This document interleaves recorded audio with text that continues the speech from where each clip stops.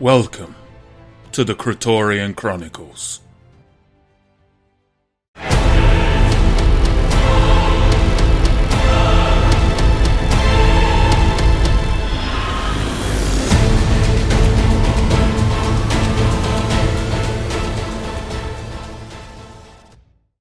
Meet Calavene, a half-elf tiefling who is learning to master the way of the blade.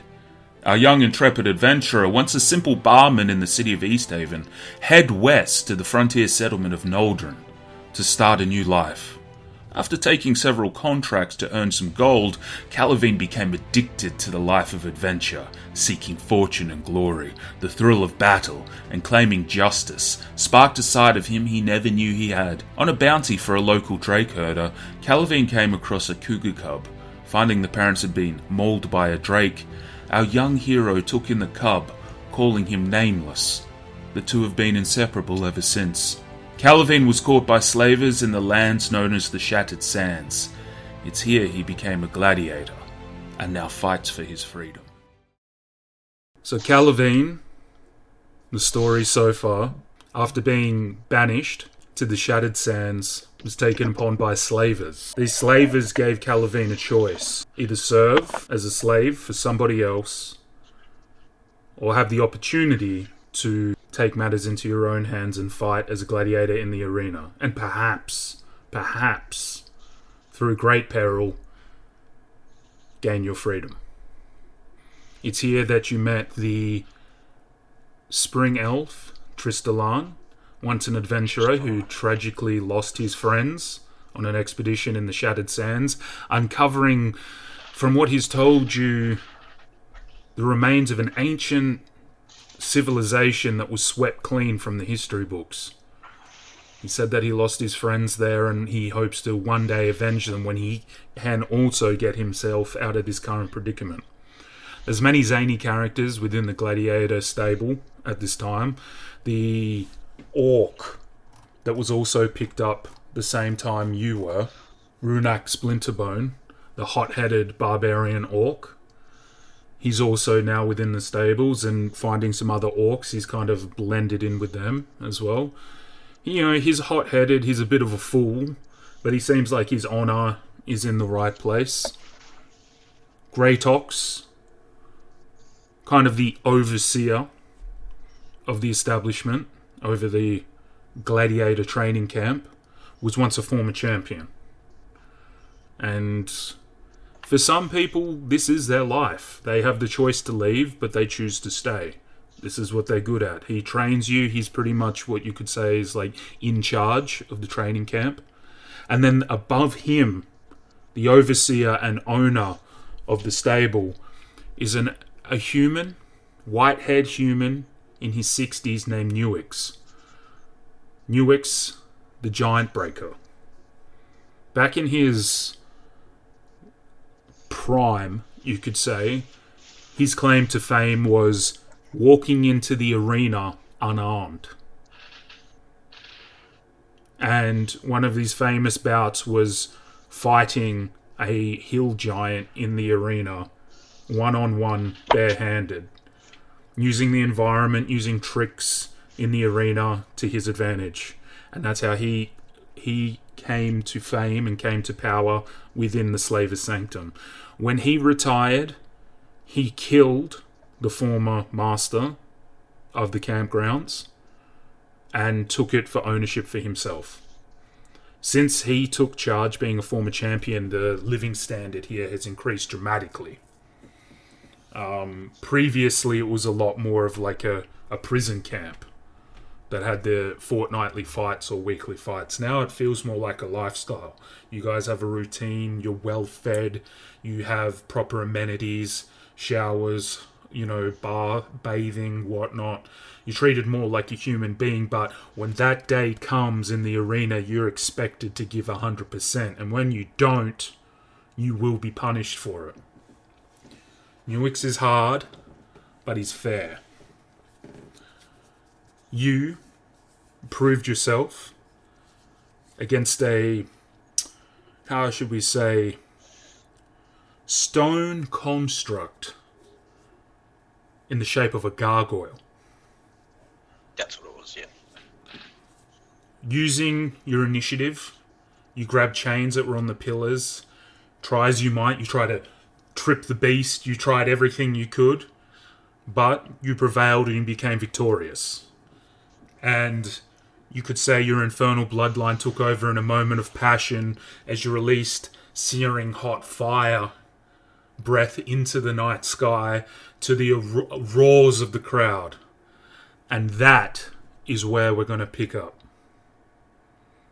You walk, just the roar of the crowd is just intoxicating. You've never had, or just all these eyes on you. You've never had anything quite like this in your life happen before. And even as you walk back to the ramp to go down to where all the gladiators are kept, even Tristalan, the other gladiators are just wide-eyed. The dwarf as well. That's it, laddie! That's how you do it! That's how you earn your freedom! And you just hear all these voices just calling your name. And you even hear it up in the cheap seats. What's that guy's name? I'm not sure. A tiefling. We haven't seen a tiefling in a long time. Murmurs start filling the crowd. And you just hear, oh, I think his name's Calavene. Calavene? Oh, that's a name I'm not going to forget anytime soon. And just these chants and roars as you start going down. By the time you start making your way down the ramp, you can hear your name echoed. Tristalan walks up to you and puts his hand on your shoulder. That was incredible. You truly are a warrior at heart. I knew you had it in you. I knew it. I told all of you. And he turns to the rest of the gladiators. Just funny enough, I felt great. Best I've felt in a long time. Tristalan puts his arm over your shoulder. You're a bit bruised and broken. I think if memory serves, it was a long time ago, but I think your life flashed before your eyes at least once in that encounter. It did, yeah, when it grabbed me. You're a bit banged up, you're a bit bruised. There's a bit of fanfare for you from the other gladiators. The drow, Ritzlak, comes over to you, and he just nods. He's he's very stoic. But his friend, Brooke Flintweaver, the dwarf, he's just proud of you. He's glad they all liked you, and they're glad to see that you came out the other end and you survived. You take a seat, just like having a big footy game. You take a seat in the locker, you could say, and you just expel. And the adrenaline, once the adrenaline slowly starts to leave your body, that's when the aches set in. The bruises and the welts start to rise. Can we get any ale around here to reduce this swelling? Tristalan looks at you and he goes,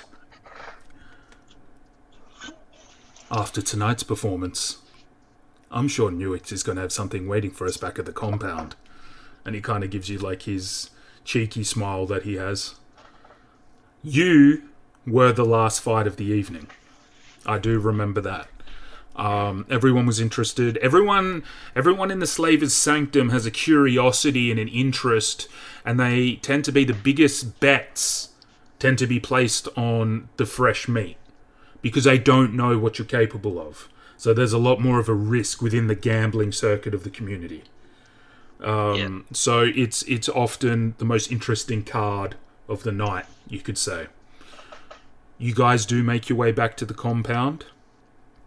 Newix and Greytox are there. When you get transported, on the back of a wagon with donkeys to and from the arena. You still have the collar attached to you. You know, escaping is just foolhardy. No one's ever escaped without it taking the shock collar off properly, or they just don't get far. It's designed that the further you leave the Slavers Sanctum, the more intense the pain becomes until it's just unbearable and you die. You get off of you make your way back to the compound, and 1 second. You dust off and land, and Newix and Greytox are standing there. Greytox, the Goliath, has a massive keg over his shoulder. And in his other arm, he has, like, what kind of looks like a giant green bottle with netting around it. And you've worked in the bars back in East Haven. You know exactly what that is. One large, massive bottle of wine for the gladiators and a massive keg of ale. And he's beaming. Because at the end of the day, these are warriors. This is what they live for, and every time you survive and every time you make it to the end of another day, in the eyes of a gladiator, is a celebration. And as hard as you train, this is your reward. As you walk in, Greytox looks at you. I wasn't too sure about you, kid, but you came through. This is for you. For Calavene. And he brings his fist down and smashes it through the top of the keg. And then reaches in with a stein, a metallic kind of mug. And he swips it out and he just pushes it straight into your chest. A big ale. Welcome to the arena, kid. Victory! Everyone revels in your fanfare as well, as they all get steins of their own, and everyone just starts drinking and chugging away. You make your way in, then there's a bonfire as well. Newix eyes you as you walk in. He doesn't say too much, but he looks at you smoking his pipe and he gives you a simple nod. You know, this is someone who's been around a very, very long time, and it's going to take more than something like that to impress him. But nonetheless, you do have his respect this night. Putting on a show makes him rich, and he appreciates that. You guys make your way in, and there's a bonfire. A few maids, so I say in this place, slaves, kind of start to back away, and one of them walks up to Greytox and says, the meals are ready, my lord. I wish you to have a wonderful evening. And all these women make their way out of the training camp, and you just hit with the smell of pork, beef, camel, being the desert. All of these kind of foods a reward. You've got all different kinds of dishes as well, and definitely being gladiators, a lot of protein. A couple of suckling pigs, and the orcs are all over it before anyone has a chance. They're just in there ripping legs off of the chickens, off of the pork, and everyone's just starting to stuff their face. What do you do, Calavene? How do you enjoy your evening? With my ale still in hand, and I go and waddle over, so I'm assuming I'm still pretty sore. I got a big smile on my face, and I serve myself up the pork was smelling fiercely good. So I pick up one of those, and I go sit next to my other warrior buddies, wherever they're sitting. Yeah, you see Ritzlake the Drow, Brook, and Tristalan seem to be like a little bit of your main posse, you know, your clique within the camp. And they're all sitting to the side, and they're all just talking amongst themselves because they had a good night as well. As you know, Brook and Ritzlark have known each other for a very long time, former enemies. As you know, loosely from the rumours around the camp for the few weeks you've been there, that dwarves, as you know, are very rare due to what happened during the Shattering. And the Drow are just seen as just zealots, terrorists, like just a plague to the Eastern Realm. And to see such a, I don't know, humble Drow talking with his, you could argue, his natural enemy in Kratoria, is a very strange sight. It is a very strange sight. And despite Ritzlak's very kind of like very what's the word? Very, very quiet demeanor, very introverted by nature, it's as if Brooke is his other social half, and pulling a smile out of him from time to time. Brooke has his red, as you know, his red kind of mohawk, dwarvish mohawk, and he has head tattoos all down the side. Almost like some kind of medieval biker, you could say. And Tristalan being the elf of the group, kind of sits there, and they're just sharing war stories at this point and their own personal victories of the evening. Calavene, take your seat, my friend. Thank you. It's a great day, my friends. A great day of victory, and watching you all fight was a great inspiration. That was a terrific start, laddie. But don't let your head get too big that you can't walk out of the compound.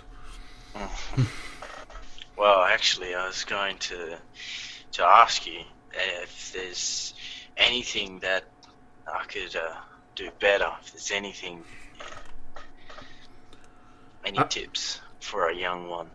Ritzlak looks at you, you know, having got a feel for you. He hasn't really talked to you the entire time you've been here, and it's been nearly a month.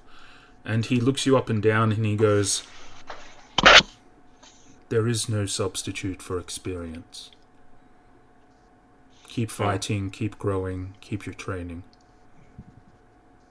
We'll do what we can to look out for you, but the rest is on you." And then Brooke kind of turns to him. "Exactly what he said, lad. Fighting is fighting. That's all you can do.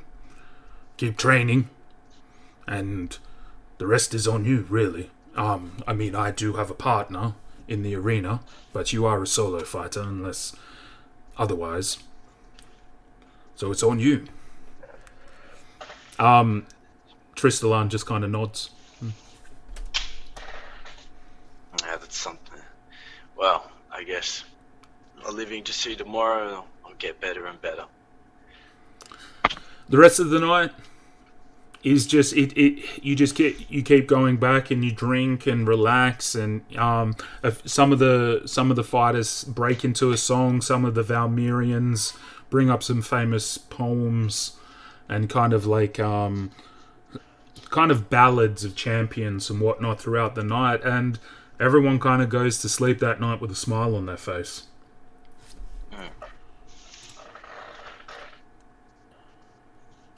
You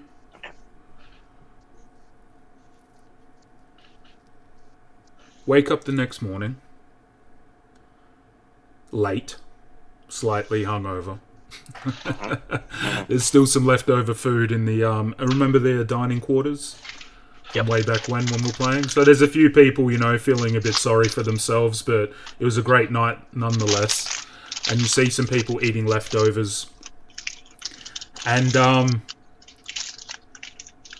you awaken to the smell of the food from the night before, but you can hear some commotion as well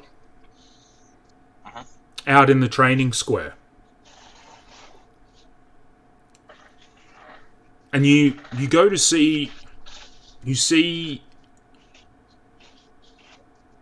Runak, the orc that came in with you, who's kind of kept to himself. He hasn't really interacted too much with you since you guys came to the camp, and you kind of split off and made friends with Tristalan and the others.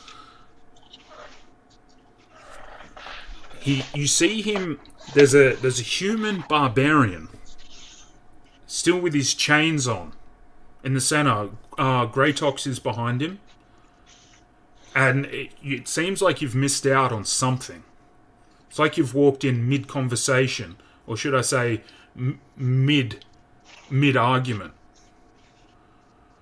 And you just see Runak standing there with his finger pointed to this human This human with long brown hair down to his shoulders. He's shirtless, very, very tanned.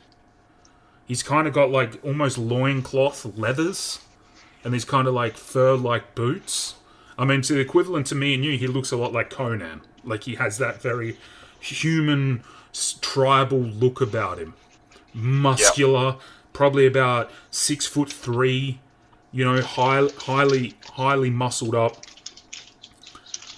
And you just see Runak just cutting ballistic at this human.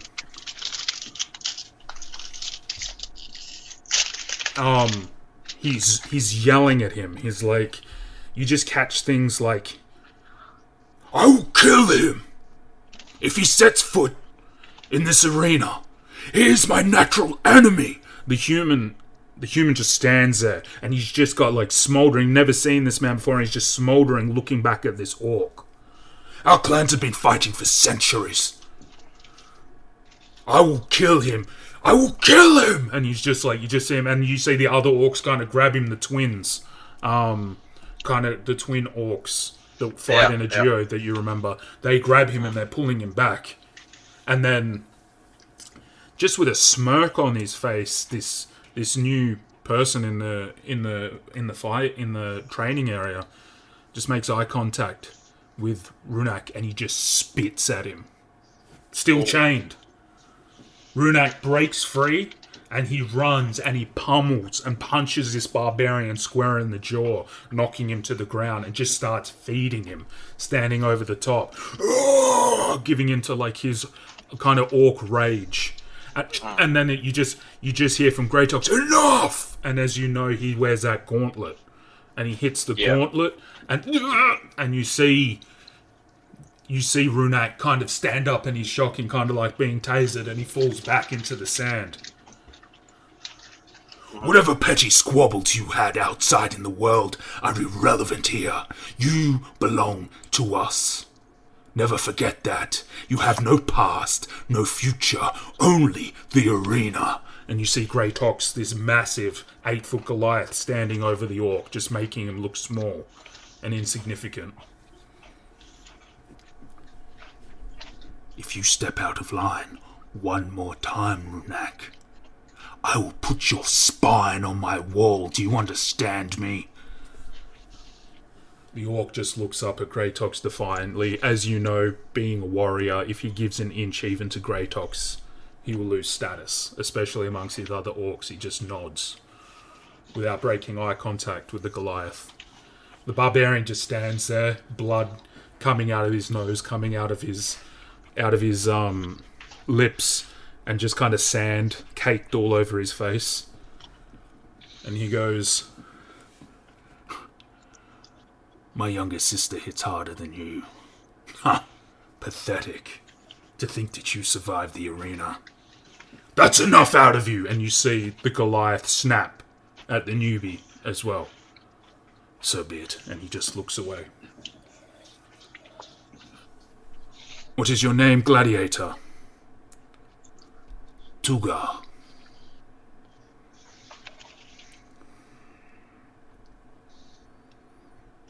Greytox walks over and he unshackles him. And Tuga looks up at Greytox, like defiantly. This is like a different breed to what you're used to. There's something about people from the Shattered Sands who just don't give an inch. Just like the orc, Tuga is very, very similar. It's about strength. These people have to survive in the wilds. And even though Greytox stands, 8 foot tall, looking down, Tuga stands defiantly and looks back at him. Greytox looks down, he goes, are we going to have a problem, savage? No problems. And he turns and he walks away. Well, that sure made breakfast a lot more interesting. Tristan kind of walks up behind you with a mug of water. And at that time, I was snacking on a bit of pork round. Feisty one. Indeed. Well, as these two are definitely going to make things a lot more lively around here. We haven't had a good rivalry in a long time. You see, I just got to get the names of the characters back into my head again. It's been so long. You see Brooke running around the corner. Oh! Did I miss it? Oh! And he kind of drops his lip a little bit and he goes, 5 seconds too late, Bruta. He goes, I've been waiting weeks to see someone get the best of that fool Runark. Damn it! And he walks off, makes his way to the breakfast hall.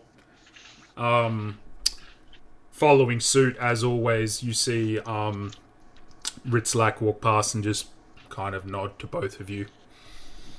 And follow suit.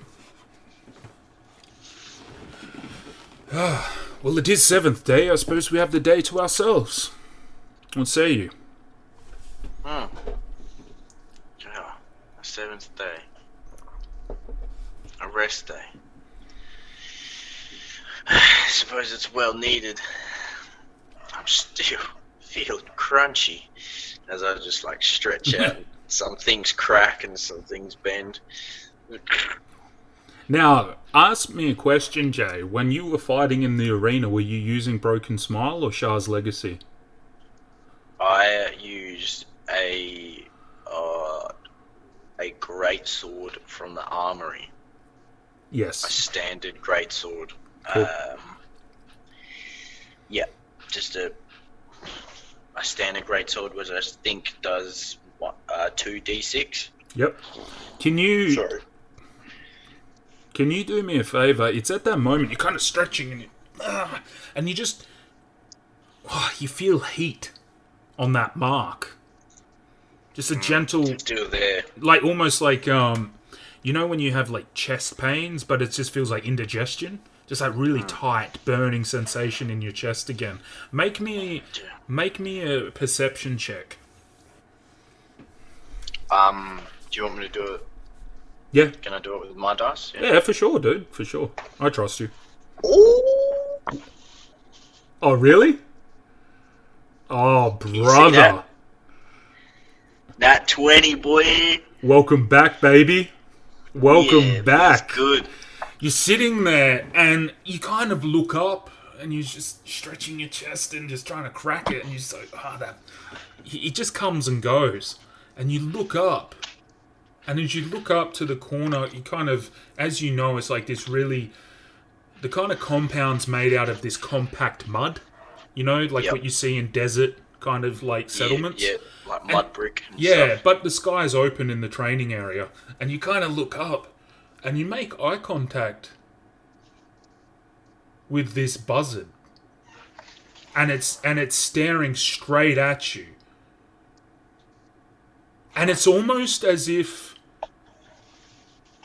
there's a mirage or there's something about it and it just kind of, it's almost like a heat wave, like on your eyes, you know, when you look at a mirage or something in the distance, and it's almost like this ripple over the buzzard, and as you both make eye contact after a beat, it kind of, and it just leaves sight immediately. Did you see that, Tristan? He kind of looks up and he just catches the bird as it flies off, and he goes, "Oh yes, well, none of our comrades fell last night, so I don't think he's going to be eating anything. Maybe some monster meat. Come, chess." And he throws his hand, kind of pats you on the back and leads you into the kind of the recreation room. And you see some people reading some old tomes and old stories of heroes, and a few other people are playing some version of checkers. There's this other game that is very popular among the gladiators called Three Dragon Ante. And you see a couple of the orcs gather around playing a game of that. But you and Tristalan sit down and you probably spend the better half of a couple of hours. Actually, you know what? I'm going to do something a little bit unique here. Roll me an intelligence check. An intelligence check? Yeah. Okay, 16 plus 1, 17. Very nice. Ooh. So you guys kind of sit there and you share stories. Tristalan tells you a story or two of back in this place called the Emerald Retreat, where he grew up in a town called Two Streams, and how he was hunting this deer and it took him days and it led him to a wolf den, and he's just telling you a story, and he saved some young maiden from a troll, and how she kindly repaid him for that favour. As you're kind of paying attention to his story, you're not really paying attention too much to the game, and in the first game he beats you. He basically takes you, he slides his bishop way back from the other side of the board and takes your king out. He jests with you and he goes, intelligence is just as important to win a match as muscles, my friend. And he kind of smugly starts resetting the pieces back up Damn again. Yeah. Go again. Roll me another intelligence check for game 2. 15 all up. Just beat you again. Just. By 2 points. And he's starting to... I'll have you in the next one. What were you talking with him that match? And telling him anything about yourself? I told him a similar story of how a rabbit hunt led to me getting attacked by that wolf. Oh, that's right. Oh, man. Yeah, it led me to a wolf that was hunting the same rabbit. So I'll tell him that story about bit me, and that was how I started to explore the power. Get more into, like, what the hell am I? With the infernal bloodline. Because of their hellish rebuke when I fucking smoked the dog. You actually catch him off guard, and he's, despite all of his prowess and days as an adventurer, shooting fire from your mouth never gets old. Or from your wounds, even. I think even with yours, your blood can turn to fire. Yeah. Last game of the day. It's just starting to get to lunchtime at this point. 4 all up. Wasn't his game, dude. Natural 1. Ooh. It's kind of interesting, though. You tell him, you kind of tell him your story, and he listens, and it's almost, when you speak to people and there's like a switch that kind of goes off in their mind, and they just their mind starts to wander, and there's almost a melancholy look in his eye that you've seen before, and he just really isn't paying attention to the game too much. Oh, it seems you bested me, my friend. Well done. I said in the next one. Are you alright? You don't usually lose these games. Oh, I guess since we're being so reminiscent of the old days, I just made me remember an old friend.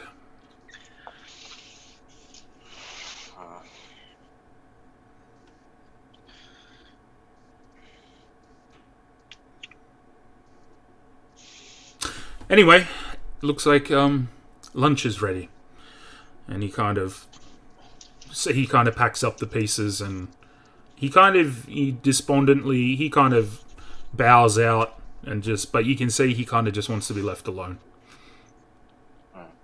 Yeah. Tristalan, you've noticed spending time with him, he's a good guy, but he's definitely someone who harbours a past. You could say. I mean, to end up a gladiator in the Slavers Sanctum, I don't think this was on anyone's to-do list. So you can see that there's something, and he has mentioned before that friend of his, and he mentioned something about an underground settlement that they stumbled across, and some creature called a lich. So you can still see that plagues him from time to time.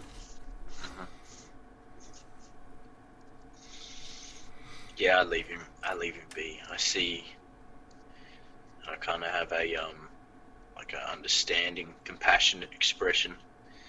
I allow him to do his thing. I don't want to pester him. Brute kind of walks past and he goes, If you want to have a hot bath, laddie, now's the time. Ooh. I'll take you up on that. Okay. Yep. For the hot bath. Brute kind of leads you there, and it's just really just a giant bucket. And just because you guys did it, you haven't had a hot bath the month you've been here, going on nearly a month, and there's some oils in the water as well. And you see, probably for the first time, you've noticed that Ritzlak the Drow just has the biggest smile on his face as he just kind of sinks in to this hot bath. A lot of the other gladiators just kind of splash at each other, and there's a bit of revelry and a little bit of joy, slap-assing, you could say, locker room style. Yup. And then after that, the day kind of comes to a close. You feel quite relaxed, quite refreshed. And starting the next morning, it's back to training. It's back to the routine as usual. Oh yeah, and I am ready. Just because it's repeating a lot of what we've been through in the past, the week goes by rather quickly.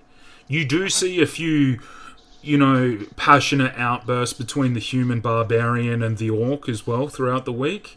But as soon as Greytox makes his presence known, they both not cower away, but they both kind of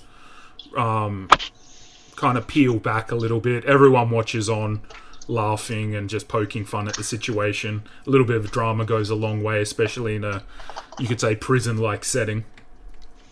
And as you know, 6th day comes, and everyone's starting to get their minds ready for the evening. Yep. So, we didn't discuss how many points you made. I'm going to say it was decent. It wasn't like the best, but it was like average. I remember it being pretty good. It was. Because I got fucked up so much, I nearly died. I'm going to give you 25 is the total points you can get. So write down VP, victory points. That will just be the kind of currency. Yep. Write me 21. And I think a lot of that came from you being a fresh face and doing a lot better than anyone expected. So, on that note, Greytox leads you to the armory. And a lot like last time, he leads you around. The vendor isn't there this time, but all of the things, you see a whole heap of items that you can either choose to exchange some of your points. You can change your points for gold, but that tends to be something that people do when they leave the arena, to say if they've got more than 100 points.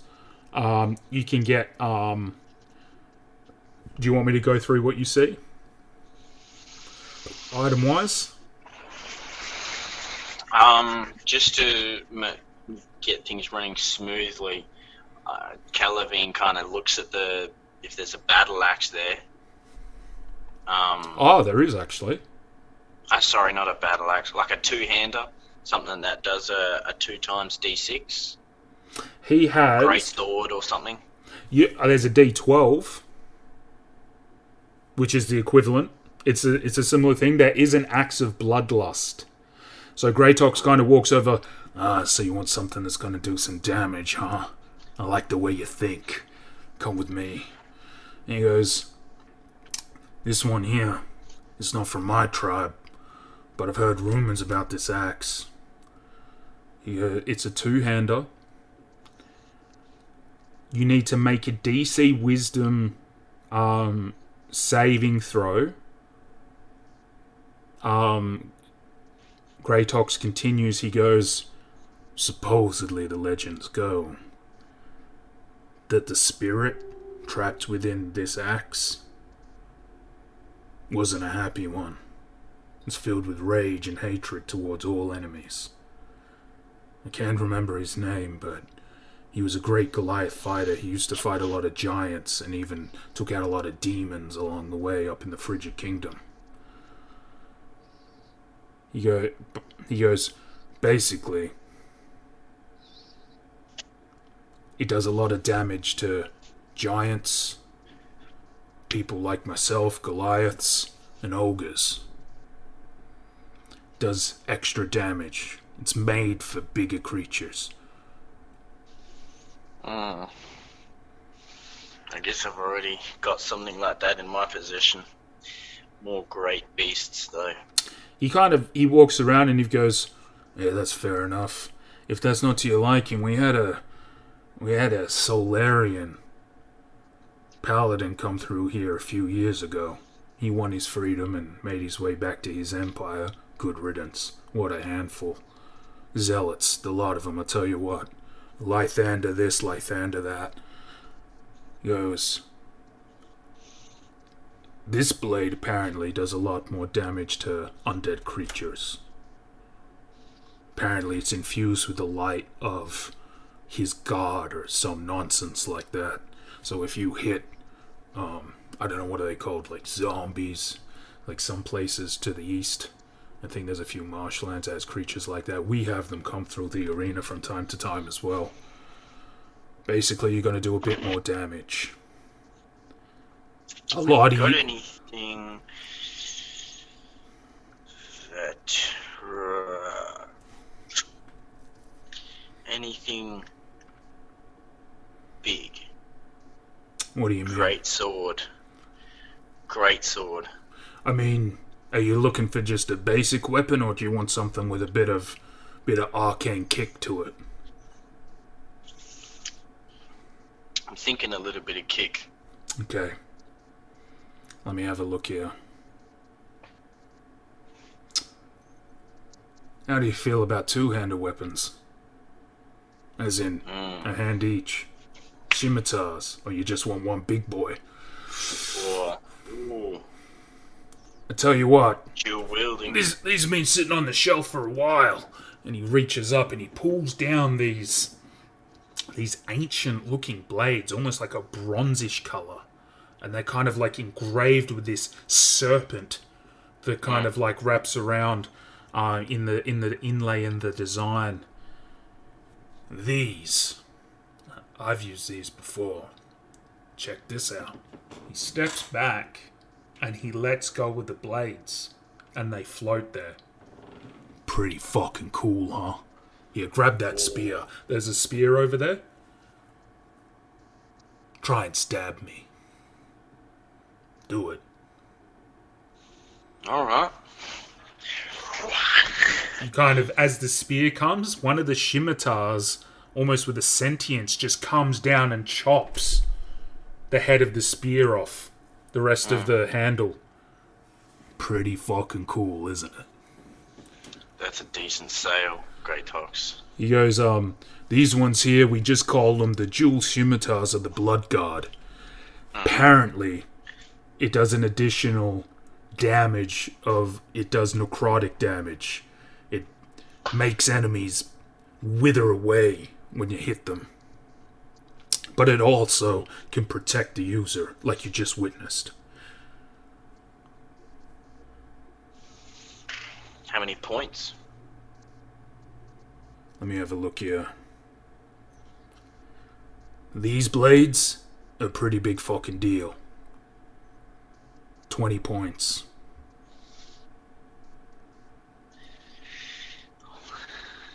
You can always trade them back in later. It's just gonna take down the value on your trade-in, that's all. It's always good if you want to spice up your act too, and he kind of gives you that wink of like, you know, we're gladiators as well. Let's mix it up a little. I'll have them. Just out of game for a second. Oh boy, do you want me to read you what they can really do? Yeah. Alright, man. So write this down. Actually, I'll copy and paste it to your... Messenger? Yep. Yeah, okay. This is the best part of being a DM, dude. I can make my own weapons. That's so cool. It really fucking is, man.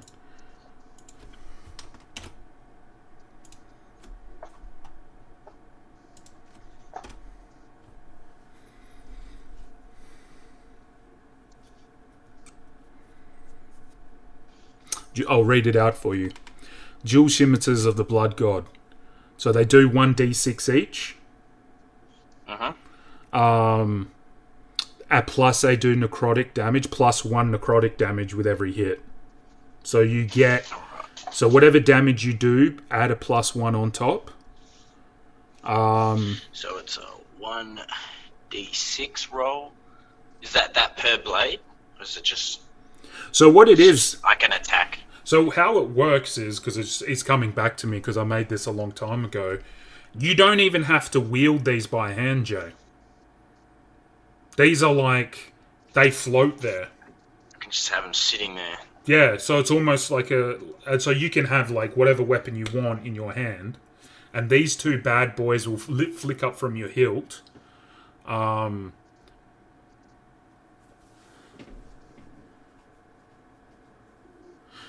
This is what they do. So on a bonus action, Jay, and you can do this 3 times per day, and then it has to charge. It's pretty powerful.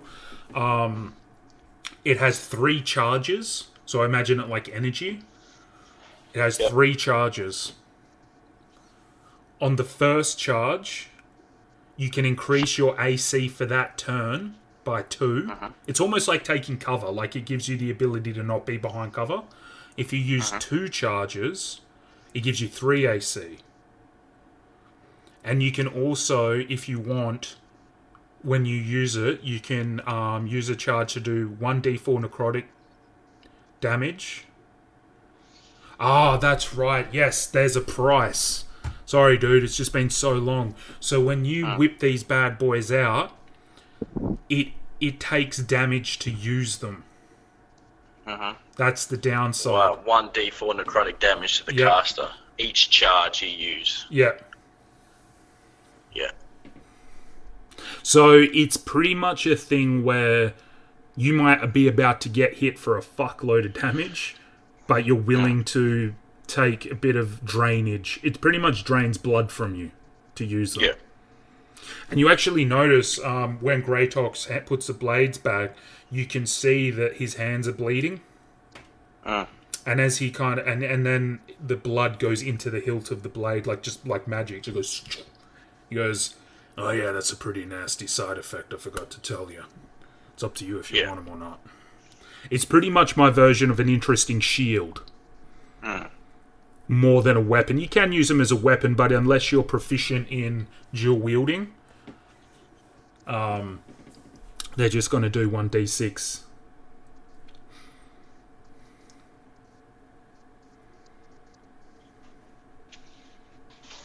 That'll be interesting. I can take them.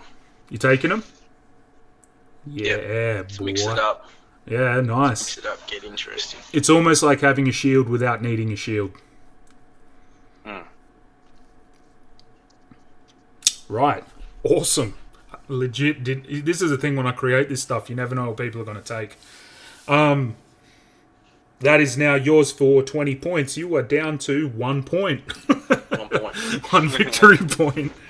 He looks at you and he goes, look, if you really want, I'm happy to throw in any kind of basic item here for a point. And, it's just your standard fare. Did you say you wanted a long sword? Like a two-handed greatsword? Like a standard 2d6 standard weapon. I'll just give me 1 second, my dude.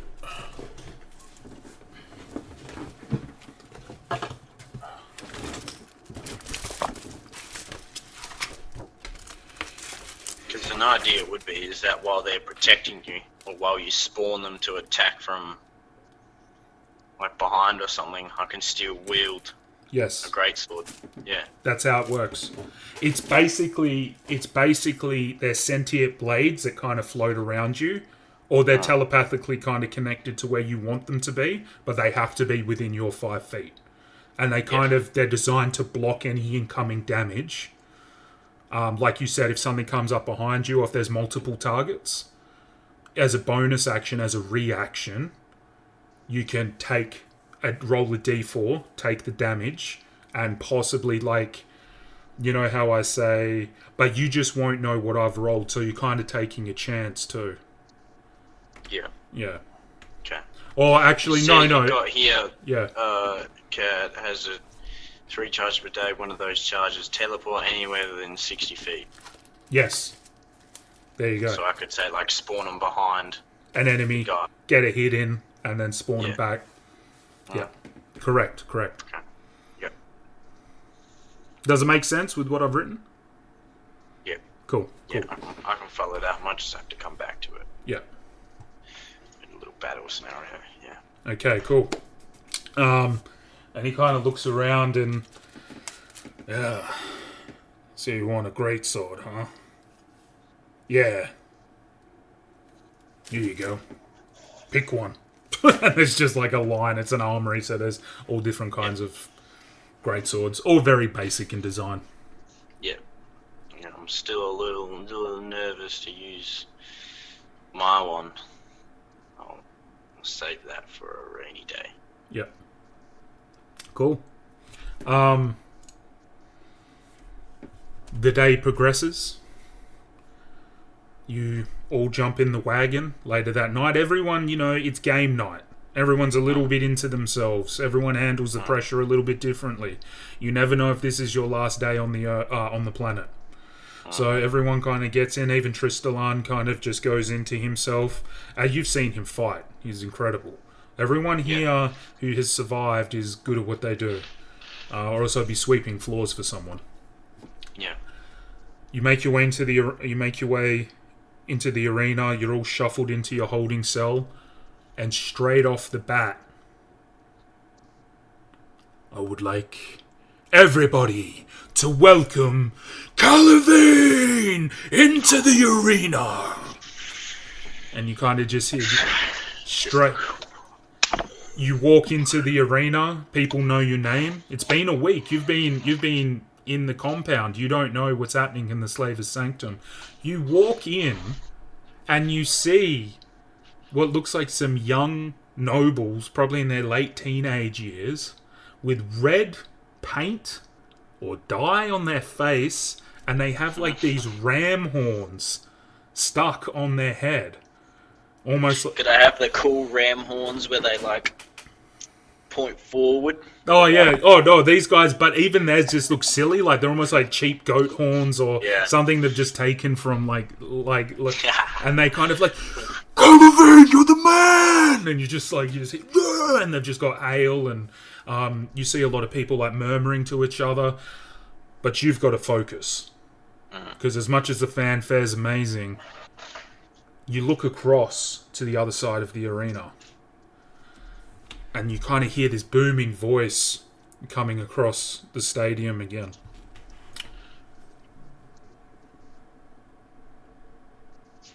From a mystic tribe, off near Giant's Run, I give you the Shaman of Death! And you hear the audience go, boo, boo, woo! And you see what looks like this bipedal hyena that's standing about 7 feet tall, kind of hunched down, has this tattered cloak hanging over its body, this big mast in hand. And if you want to, check out the Roll20 page. Yep, I've got it open, the arena. And as you can see, this lumbering creature that you know as, and you've heard of these creatures, are called gnolls. And they're like these bipedal like hyenas. And this one looks old. Even though it's quite tall, it's hunched over. And you can kind of see coming up the ramp behind it these 2 smaller hyenas snarling and biting at each other as they make their way up the ramp.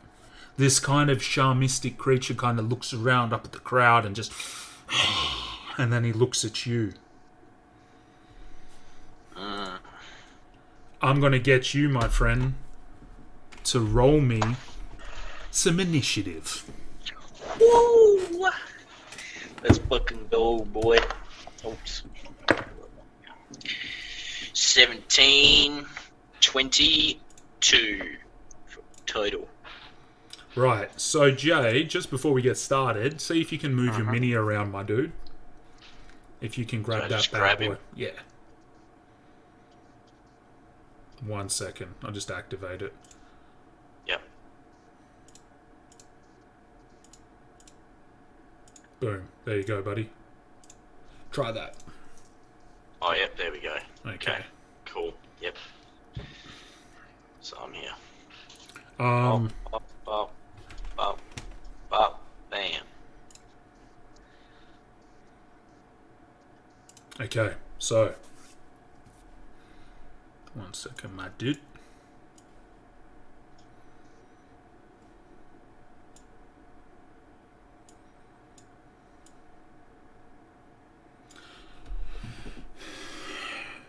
So what did you roll, man?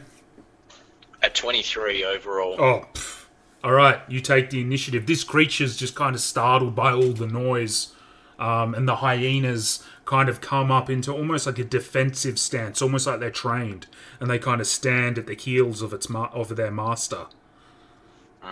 Okay.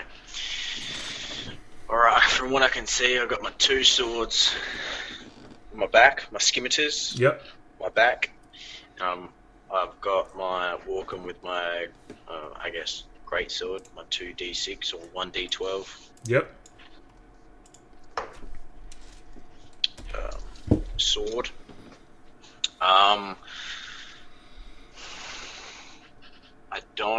I guess I don't have any projectile weapons. I didn't grab any from the armory, so I'm all close range. Look. In the future, I'll be harder on you. But for tonight, I'm more than happy to say, I know that that's part of Calavene's setup. I know that you usually have ranged weapons. I had a mini crossbow, like a mini one-handed crossbow. Yeah. Oh, dude, I would say you've got it. But it was pointless. Yeah, yeah. Dude, I would say all of your normal kit, you would have. Okay. You know what I mean? Yeah. Alrighty then. You do have one, they do give you 1 salve of healing and 1 potion of healing, like last time. I know we played a long time ago. But that is very frowned upon. You can use it, but it's kind of seen as an act of cowardice, and you lose points. It's just that kind of like life and death, legitimate life and death. Yeah.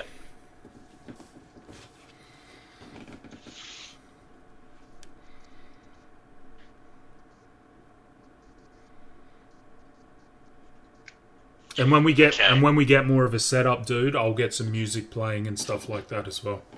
Yeah, sweet. All right, so I'm gonna get each of these squares is 5 foot. Yeah. Roughly. I know it's a bit of a mess. Nah, that's right. All right then.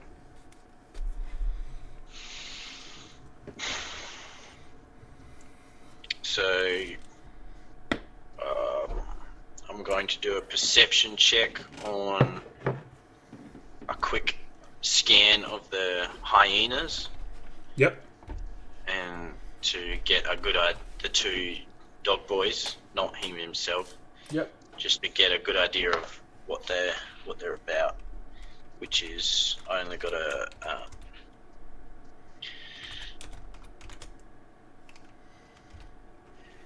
it's pretty +2 perception. Where's my perception? Shit. Oh, man, I can't wait to get a real desk back. Jay, my desk's like this. And I'm trying to wait. Yeah, I've got a nice big old desk.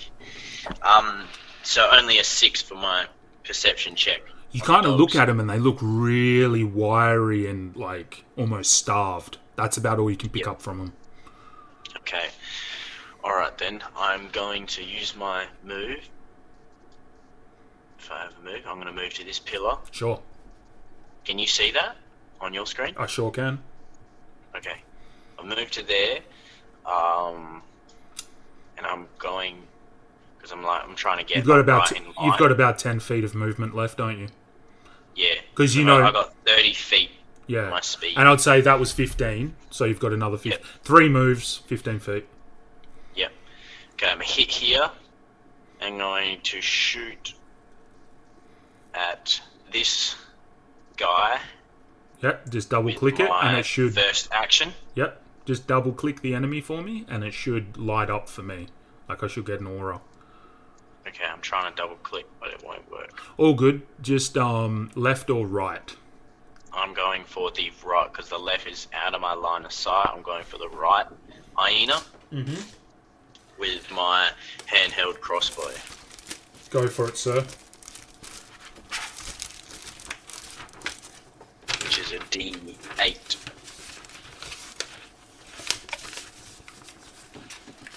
Okay, and I roll to hit Yes, sir.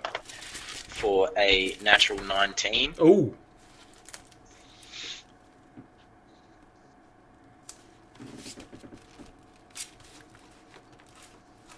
Hits. Definitely.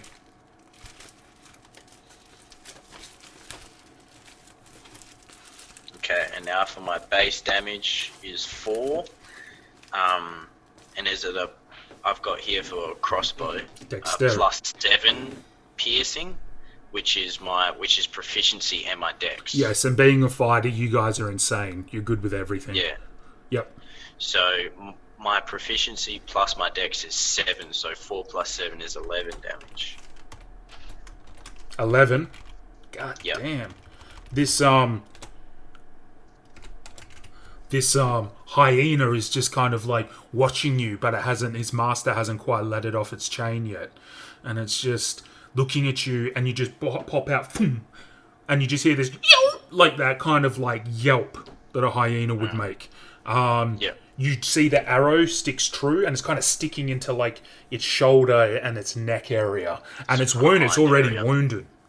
Yeah. The gnoll looks down and then looks at you, and it's as if the audience isn't there bothering it at all anymore. The gnoll took that personally. You hear the gnoll make its own kind of guttural hyena roar, and the two hyenas come at you at a full gallop. Just checking their movement speed. 40, yeah. Up on me. Yeah, one's up on you. It's attempting to pounce, but I'll see if I hit first. No, not a chance. 11 on the first one. So he lunges at you. Like, he's trying to pin you to the ground. And just for effect, he just swoops straight past you to the other side as you kind of just dodge out of the way. Woof! And the crowd just lets... around the pillar kind of thing. And just as you're kind of watching... that hyena lunge past you, the next one comes at you. This one doing a little bit better. 17, sorry. My armor class is 17. You're kind of looking and your hands are stray with your crossbow in it, and you're looking away and you look down and just see this hyena come down on your arm and just starts trying to mangle it.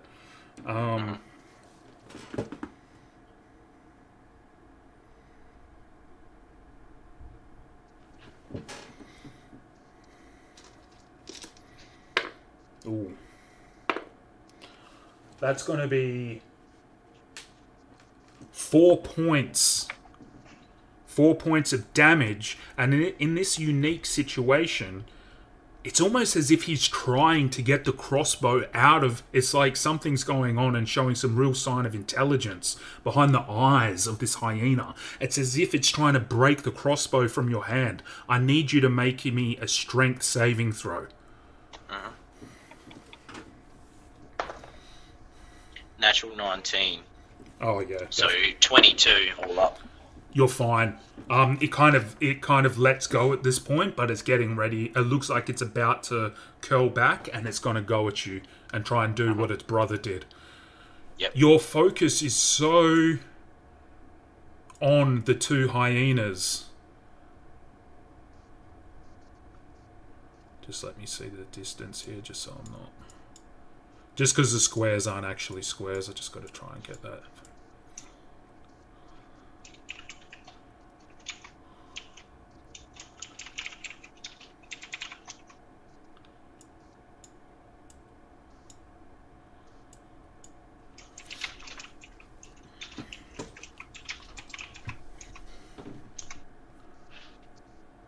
second, my dude. Mm-hmm. Shimmy, getting close.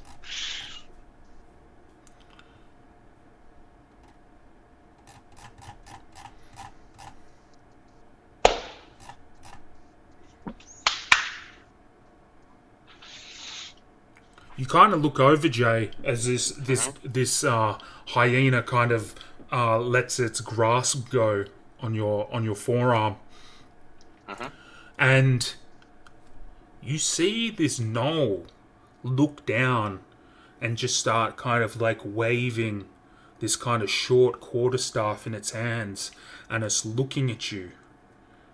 He's got himself into a position where he has a line of sight. Yep. I need you to make me a dexterity saving throw. Okay, come on, baby.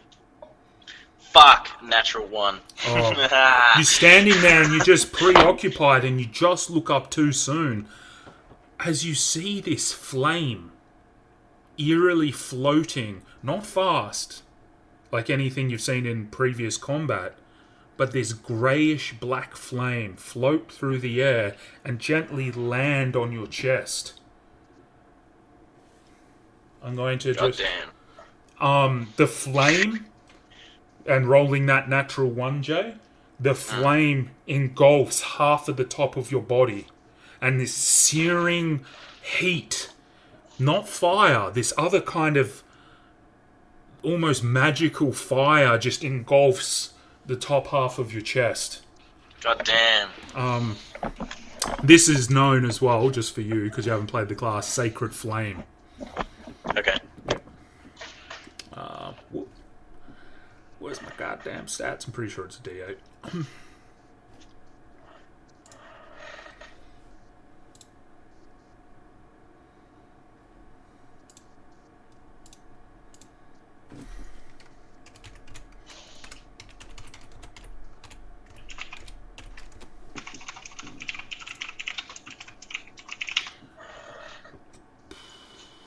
Yeah, just double checking. It's not as extreme as you think. You take 5 points of radiant damage, but in this state we'll call it necrotic.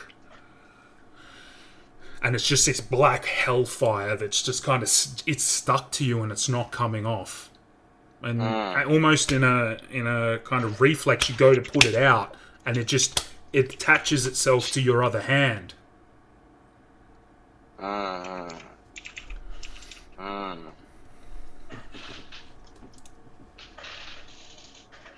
Okay. Yes. Calavene's turn. Mm-hmm.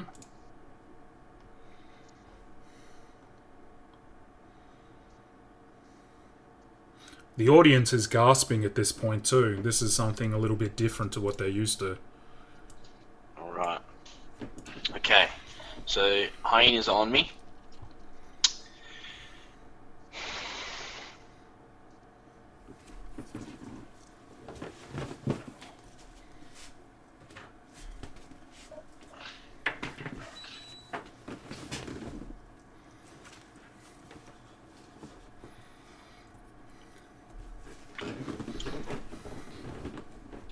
Okay, the one that has an arrow in it, which I think is... Yes, sir. Can you see that? Yes, I can. That one? That's the one. Yeah, that one? Yep. Which has the arrow in it already. I'm going to attack that one with my greatsword. Swing away, my friend. Okay. So this is my action, but I also have extra attack, which is what I get confused with action. Yes, I remember this.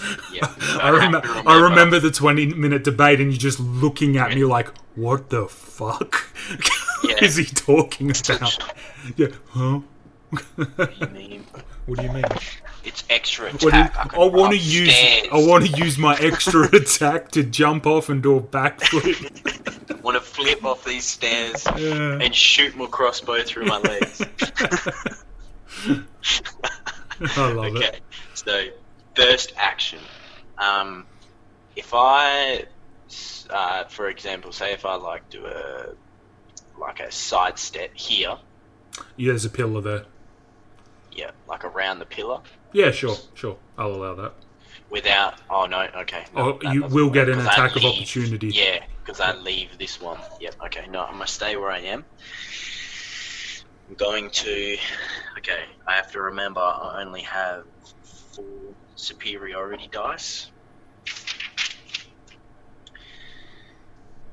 Okay, and how this one works is a fainting attack. So I have to land my first attack and do damage. Mm-hmm. And then with a superiority dice, I have to roll again to hit the second enemy. So it's like a fainting attack, an enemy within 5 feet. Mm-hmm. And I can attack that one, but I have to roll again to hit and do damage. Correct. Otherwise I miss. Yeah. Okay, so I'm going for this one for my first hit, which is a 10. Yep. Overall. Mm-hmm. Do I hit on my first? On this one? Sorry, say again. Can you hear me? Oh, that's better. That's heaps better.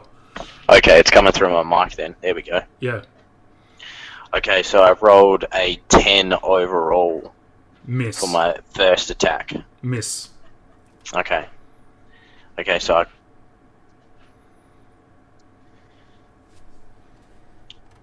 okay, no. Alright then.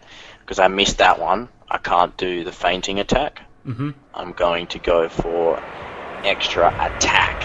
Sure. So, one more swing at the injured hyena for a nat 15. Hits. So at 22. So a D12 with the greatsword. Mm-hmm. 2 D6s, I believe. Just want to go that way, yeah? Yeah. Honestly, man, I don't really care, to be honest. I prefer the D6 because it's a fucking green. And yeah. Alright.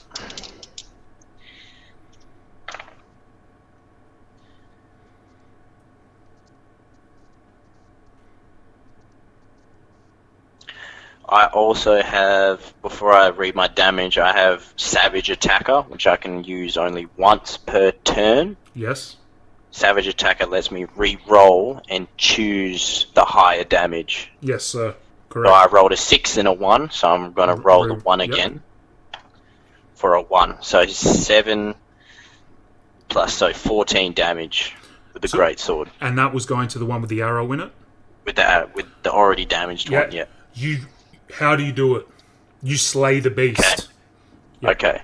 So I'm coming as a, like, almost like a, not like a super aggressive swing, but almost like a nice clean cut through the middle. You know, like a downward cut, like a sweeping cut, and almost turn around and face. How do you rotate? Oh yeah. So like a cut straight through the middle, and then face the other one. Sweet. So like it's almost skillful. As you kind of pivot on your foot and you turn, this hyena lets out a yelp and it lands into the dust, and the audience just lets out a yeah, like they're just on your side, like you've slain one of the beasts, and now the other one, and that's your turn, correct? Yep, I don't have any other actions. I only have one action and extra attack, so I'm done. I'm going to save my surge. No, a worry. The other hyena goes for an 18. That hits. Yes, sir. And it does 7 points of damage. And this time again, I'm going to get you to roll me another strength save. 18 all up. You manage again to like yank your forearm free, but blood is profusely starting to pour out of your arm. And now this is something, like I was saying, you can choose Hellish Rebuke in these kind of situations, especially with a lot of blood. Hellish Rebuke is only once per day? I believe so. Just double check for me, dude. It's a habit I've got to get into to get my players to make sure they know their own characters. Yep. Hellish Rebuke.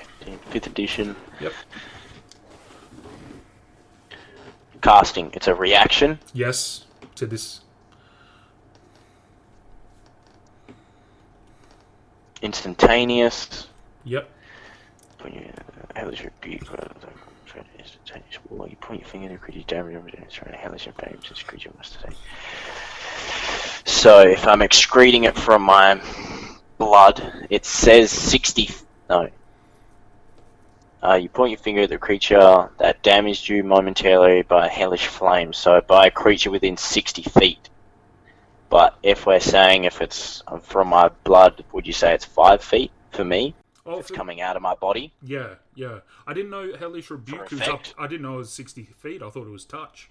But Yeah, because this is an attribute for a warlock, though, which I guess is similar. Because I've just typed in Hellish Rebuke F5E. Yeah. Oh, okay. And it says it lights them on fire with this thing. But I guess for effect, we could say it's like 5 or 10 feet. Yeah, for me. I think that's what it says. Because you've got a tiefling stat.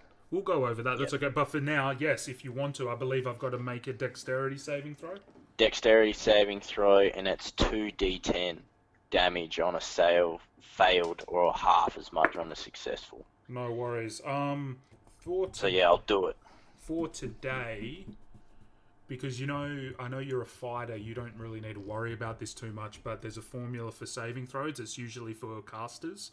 So what we'll do for today is the formula will be 8 plus your proficiency, I believe, plus your what would you do for a level? Fight? No, level? No. Just because it's a unique thing. Actually, I just, you know what? We got a good question. I'm just going to look it up. I'm going to look up an Eldritch Knight because they, pretty sure.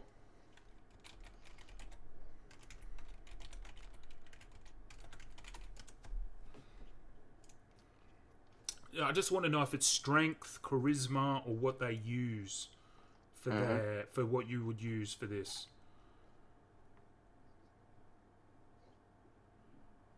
Blah blah blah. Ah, there it is. Intelligence. Okay. So it might be pretty low. So it will be. I'll just read it out for you. It's 8 plus your proficiency will bumps it up to 10. And then your intelligence modifier.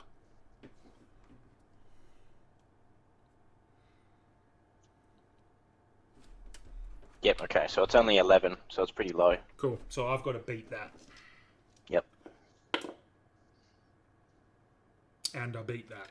So my damage is halved. So this hyena has bitten you and your blood is kind of gushing out of your wound. And you kind of have that moment of realization and watch the blood as it spurts into the mouth of this wolf. Yeah. And looking at my arm, and I look at the wolf. Yeah. I'm just like, rah, and do 11. Yep. So 11 points damage. So, do you round up or down? Who, me? Yeah, do you round up or down when you halve damage? For me, I round down because you're the players. So I give you guys like the benefit. Yeah. So just 5. Just 5 points of damage. Yeah.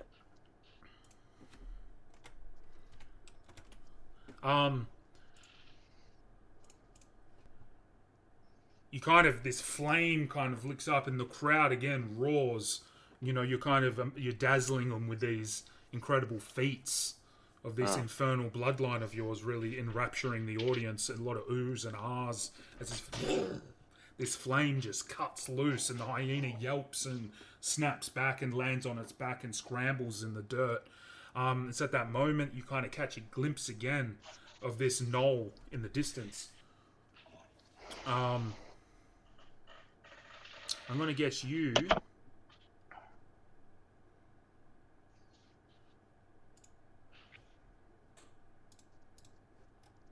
to make me... Oh, yes, that's what he's doing.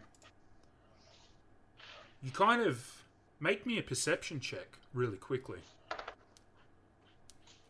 Nat 2, so 4. You turn, and you swore that the hyena that you slain on the ground is starting to stand up again. Bitch.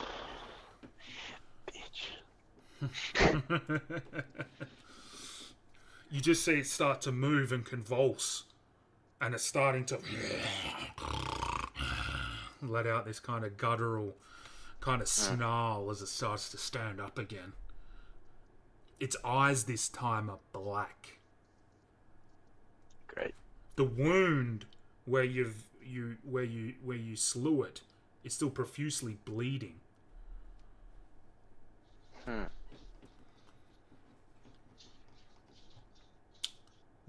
Your turn, sir.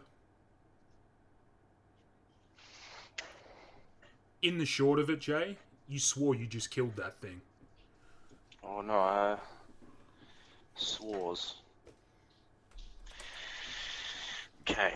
And then just to finish its turn, it just moves up and it just kind of takes a position by the pillar. Yep.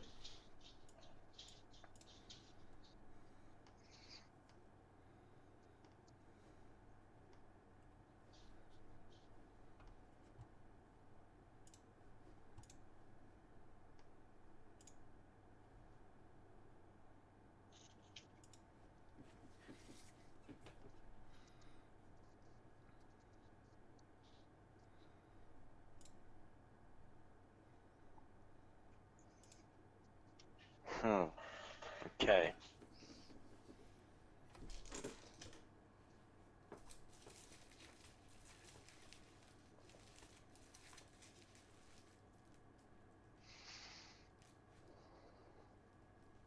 For the start of my turn, as a bonus action, is a bonus action perception check.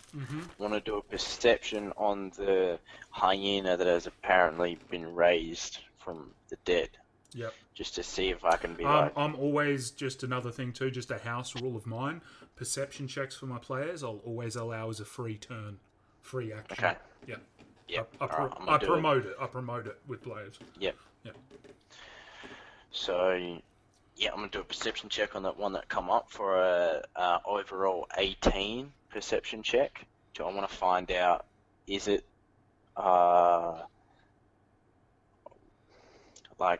what am I trying to say? With this high roll of yours, yeah, it's almost like very similar color. And by the way, that flame on you doesn't hurt anymore, but you're still covered with this black flame. Okay. It's almost like it's lighting you up. It's making you more visible to everything around you, as if it's almost giving an advantage to your enemies. Okay. I'm just letting you... Just because the perception check was so high.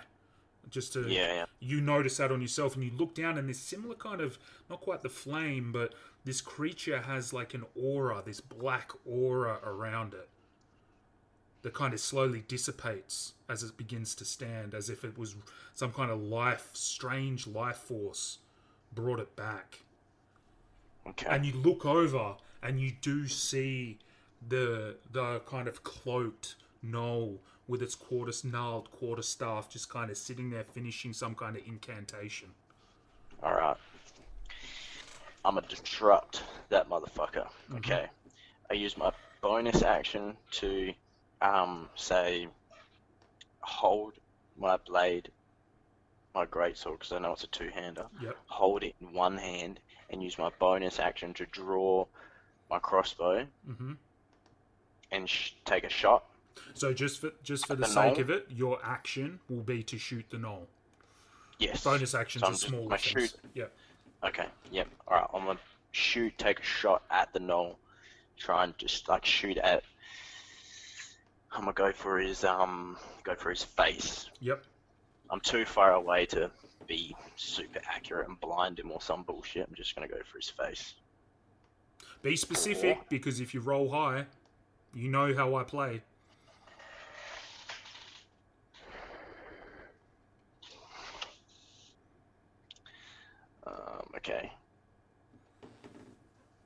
Tell me in this moment Yeah. what you're trying to achieve. Because you know how I love my house rule of, if you're aiming for, just say, his eyeball, it's going to be a penalty to their AC. I mean, to your shot, to their AC. If you're being specific, if you're trying to blind it, if you're trying to immobilize it, I'm going to decrease a number that I see fit to the situation. But if you can roll high enough, then you can have a chance to immobilize or cripple. But it's at a risk. Yeah, as always. All right. Well, okay, so I just really want to hit it to try and disrupt what's going on. So I'm just taking like a quick shot, basically head chest area, just the biggest area possible to get a hit. So you're just going for a normal hit. You're not trying to specify. Yeah. Okay. Cool. Yeah. Copy I won't go tricky, and I go for a 12 plus 7, so a 19 hits. All up. Yep. And a bow is. Was this a hand bow, Jay? Just to be specific. This is a handheld crossbow. So 1d6, I believe. 1d6, yeah. Because it's like a bow or a crossbow. Oh yeah. Is a d8. Uncle Phil got up to having a heavy crossbow, dude. He was doing d12. Okay. Plus so it's just a light crossbow. Quick story: sneak attack damage. So you add d6s. A heavy crossbow plus incredibly high dex and a nat 20. He one-shotted one of my mini bosses. God damn. I remember that. Yeah. I remember that because he was just chilling in the corner and everyone was like, "What the fuck?" Yeah, it was insane. Okay. Yeah. Alright, so I'm going for a d6 of base damage. I re-roll once per turn to get a 2 plus 7, so 9 damage. Crazy. So you added... Oh, dude, you don't add proficiency to damage, by the way. Just double-checking. That's only to hit. To plus 7? No, it'll be a plus 7. Attack bonus. So, Straight dex. It's only dexterity. Yes, sir. Okay, so 7. Yeah, yep. Just checking. Yep. So yeah, you whip it out, and the crossbow bolt goes, lands true, hits this. It's still a large creature, despite being quite feeble and old. It's still got some mass, and it penetrates into its sternum, and it just lets out like this yipping kind of hyena-like roar. I mean, I can't do it, just because hyenas do make crazy sounds, but it does. Yeah, I can picture it from WoW. Yeah, and just like that kind of, and now it's like it's focused on you. It's focused on you. So that's your turn. So that was my attack, first attack. Yep. I'm gonna use extra attack on the what seems to be the risen. So check with extra attack, because you're changing weapons, Jay. I'm gonna have to. Yeah. I'm gonna have to say no. Because I'm pretty sure from memory, is it an action to switch weapons? Look, it's that thing of like, I have debates with this because, it just takes... Well, you kind of say, all right, how about this? I'm going to make a compromise with you. How about this? Because you're wielding a great sword that takes 2 hands, and you did mention you were readying yourself with the other hand. That was the picture I got. So your great sword is resting in this hand. I'll allow you to have a swipe with it in this turn. Take a swipe with it, but you'll only do d6 if you hit. Okay. Yep. Is that fair? Yep. Because it's like one hand, it's just like Okay. Yep. I got to hit first. On the weird one that's come up. Yep. It's apparently risen for a attack bonus, so 16 hits. Great sword is strength. Yes, sir. 6 damage. Nice, and no proficiency. Just double checking. No. Copy that. It's All just a +3 for strength. You kind of just, you've taken your shot, and this beast, you kind of almost backhand swing your greatsword, and you kind of overextend a little bit just because there is weight in it, and you're not, I wouldn't call you a weightlifter. You're a very medium-sized man. Yeah, but I am medium build. You do clip the top of the dome, even with this swipe, and you connect with the top of the skull of the hyena, and you sever through the top of its skull like a coconut, and it just stands there, and it just looks up at you and continues to growl. Yeah. Good lord. And you watch as the top, like almost scalping it, the top of its kind of dome of its skull falls to the ground, and you look inside and you can see its brains, but it's still standing there, looking at you. You actually hear gasps, you capture from the audience of like what's going on? Yeah. Fuck. Okay. Yep. All right. Over. I can't do anything else. Okay. I'm gonna mix it up this turn.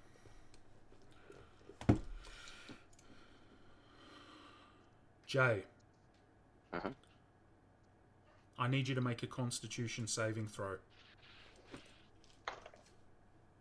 7 all up. It's at this moment you're looking at the brains, you look back up, and you kind of make eye contact, and you kind of see this, the gnoll lift its arms up, and out of its body comes this black cloud, and it's like a swirl, and it swirls through the air, and it hits you right in the temple. Blackness. You are now blind. Every swing you take is a disadvantage. God damn. Woo.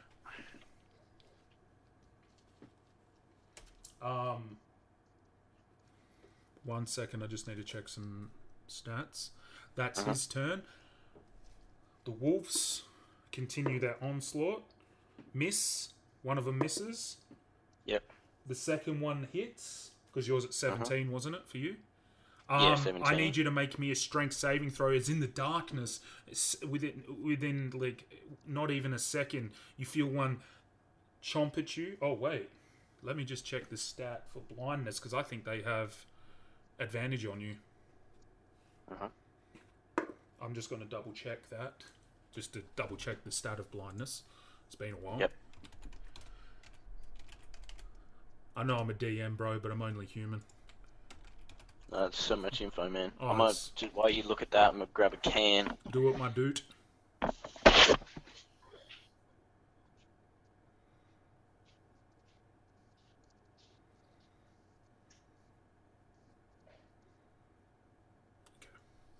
Cool.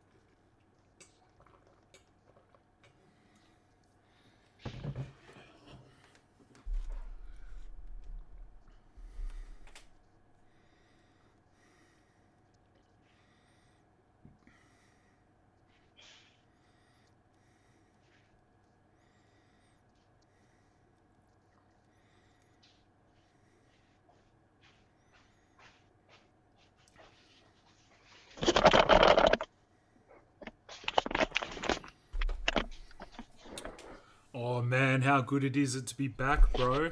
You happy or what? Feel good? Back in the arena, Oh, man. getting the shit kicked out of me. I don't know, man. Like, love it. I've only DM'd for a couple of years, and I have had a few different players, but I've always appreciated your attention for combat. You'd be surprised. Some people are like, oh, just swing at it, but it's good, dude. You do try to treat it tactfully. And I think you're going to have a lot of fun with my other players. So with people like Pat and people like that. So when you guys come into a group of other adults, dude, who think very strategically, it just takes the whole game to a new level. Yep. Hell yeah. But we'll play for a few months, and maybe it'll be mid next year when I plan on bringing the Avengers together, you could say. But we got plenty to do, dude. I've got plans for you. I mean, I hope Sean gets his shit together because I've got awesome plans for his story. His is very different. And the way Sean plays is very different, which is enjoyable. Okay. Yes, I checked up. Blindness. I have an attack of opportunity. I have advantage on you, and you have disadvantage. But at the end of every turn, Jay, you can re-roll your Constitution check and try to get your sight back. Okay, yep. But I'll remind you as we go. Every turn, yep. Yep.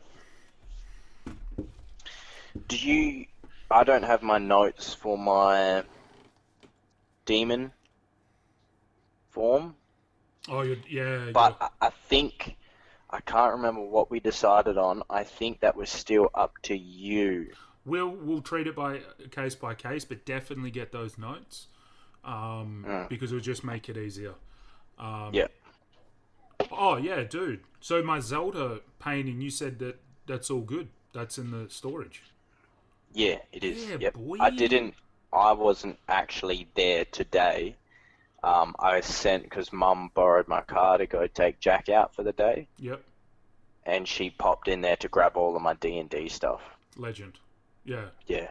But she just missed that book, obviously, that you need. Just that book, but just everything else I've got. Like, I've got all my maps of Noldorin and notes of when I attacked the serpent fight and shit like that. Awesome. And all your printouts that you made me. I've got all of those still. That's awesome, bro. And the notes of the basically my first 2 to 3 levels. So like Nameless, which I think I named Ballador in the end. I think I ended up naming Nameless Ballador. Oh, okay, I forgot that. But yeah, anyway, okay. Cool. I'm blind. You're blinded. So yes, I'm just because we had that quick break, I'm gonna just re-roll. So yep. You're blinded. So the Knoll had his turn. Yep.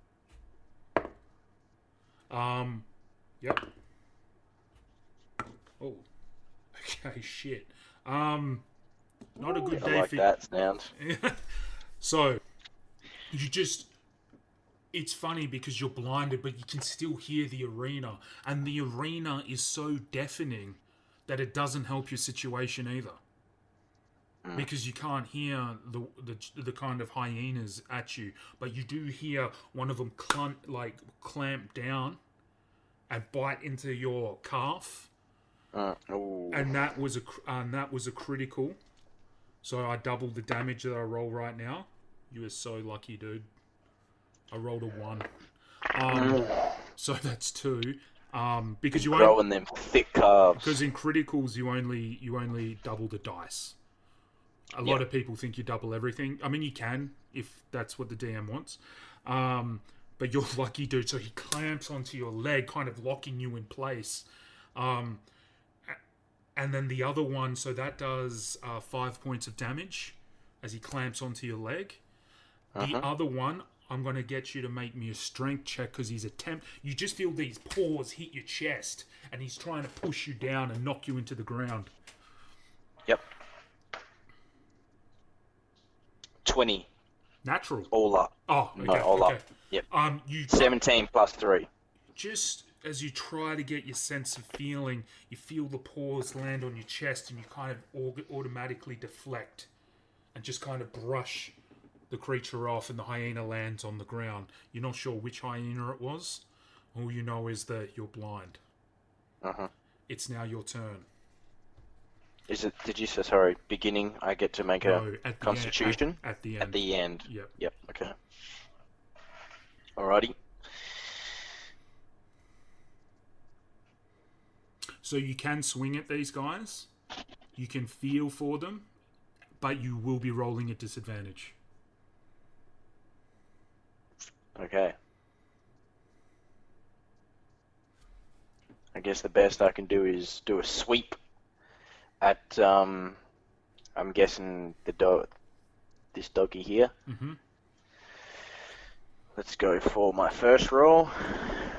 So 12. Second roll is a 4, so I got to go with the 4 plus the 7, so 11. Mm-hmm. Miss. Okay. First action done. Using extra attack. Sure. Same thing. So like I miss. Frustrated and aggravated. Let out a bit of a rah. Especially the feeling of having your eyes open and you can't see anything. You don't know if this is permanent. Yeah. So I let out a grunt of frustration. And go for extra attack. Rolling at disadvantage. 12. 5. So going with the lowest, that's a 12. Double checking. I think it's just a miss. Just. It's almost like you can hear it snarling and you swipe at the noise and you think you're about to hit it, you swear. But you just happen to miss. Yep. Alright. Okay. Now, sir, That's it. Roll me that Constitution. Constitution. This is the big roll. 12 all up. Oh. I think that's the number you had to beat. Let me just double check my notes.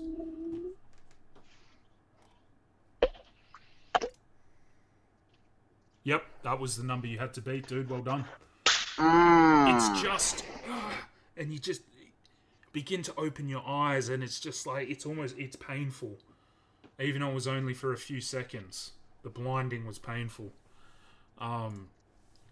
You can now see again, and it's almost like a blur with all of the roaring of the crowd and the jackals at your feet, and you just see, like in the distance of your vision, you just see that looming cloaked creature preparing something.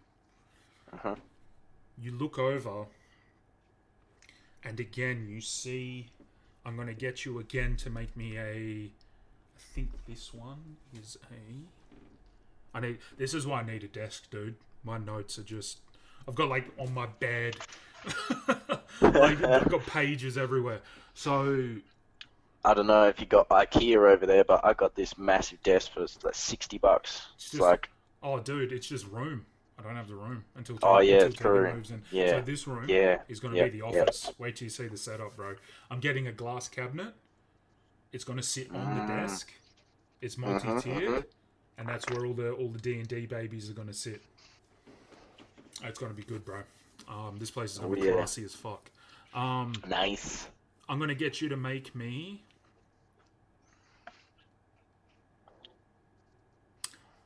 a Constitution saving throw. Okay. Which is a +2 for me. Which comes to a 13 overall. Ooh. Let me just double check something.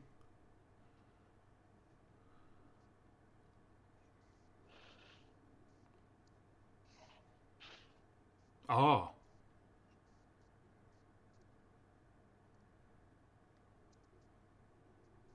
Okay, no, I made a mistake.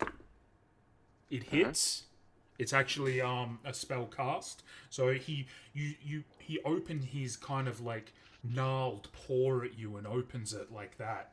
And he's just and you see this another black swirl, greyish swirl go towards you, and it's almost like a spray this time. And you breathe in this kind of acrid smell and you feel sick, and it's almost as if your body goes woozy and limp, and you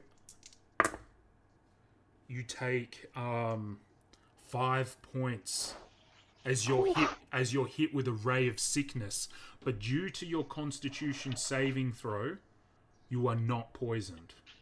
Okay. But you feel that, that swelling in your body. You're like, Yeah. like you feel like you want to throw up. Yeah. Ugh. We got this, boyo. Ain't nothing but a peanut. So lucky, because just to let you know what's going on with that, if you failed, I would have rolled another. Oh shit! I rolled the wrong dice. That's okay, my mistake. But I would have rolled another 2d8. I accidentally rolled d6s then, so that's my mistake. Oh. But you know what I mean? So then it compounds. Right. Yeah. That's nasty. But you shook it off. Kill this motherfucker. Yeah. Okay. Your doggy's turn or my turn? Sure is. Both of them hit. Make me another strength save. Another one's attempting to pounce. 20 again. Overall. Yep, well done. But it kind of, as it's paused this time, it kind of clamps down on your shoulder as it tries to pin you, and it does 5 points of damage. The other one, because they both hit, the other one only does 3 points of damage. You kind of hear in the distance, behind you, you hear, "You can do it, Calavene!"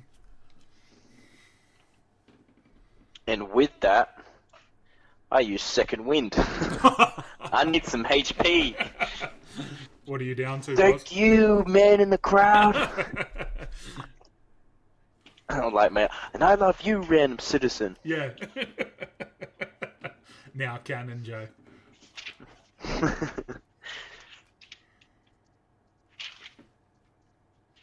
Say hi to Tegan.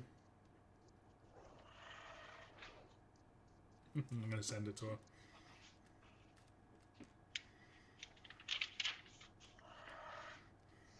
I thought I had second wind saved. Second wind, there it is.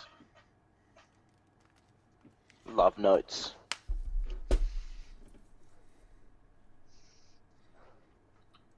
Okay, so second wind is level plus proficiency, so 6 plus a d10. Fuck yeah. I get 16 points back, the maximum amount. Oh, nice.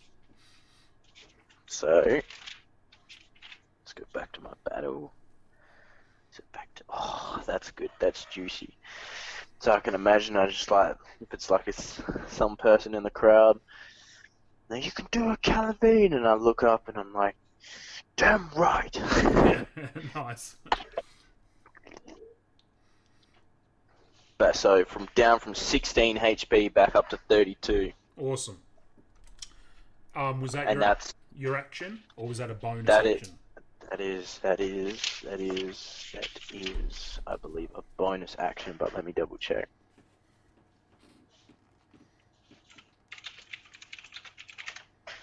Tegan says, "Hi, Jay."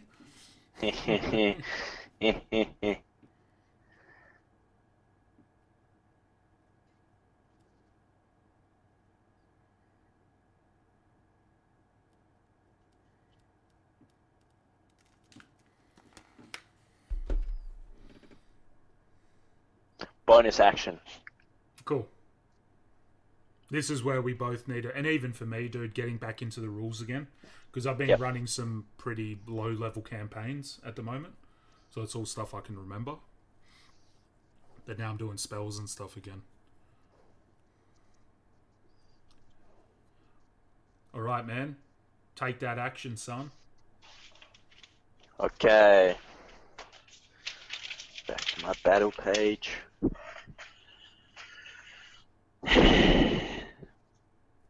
What do we got here?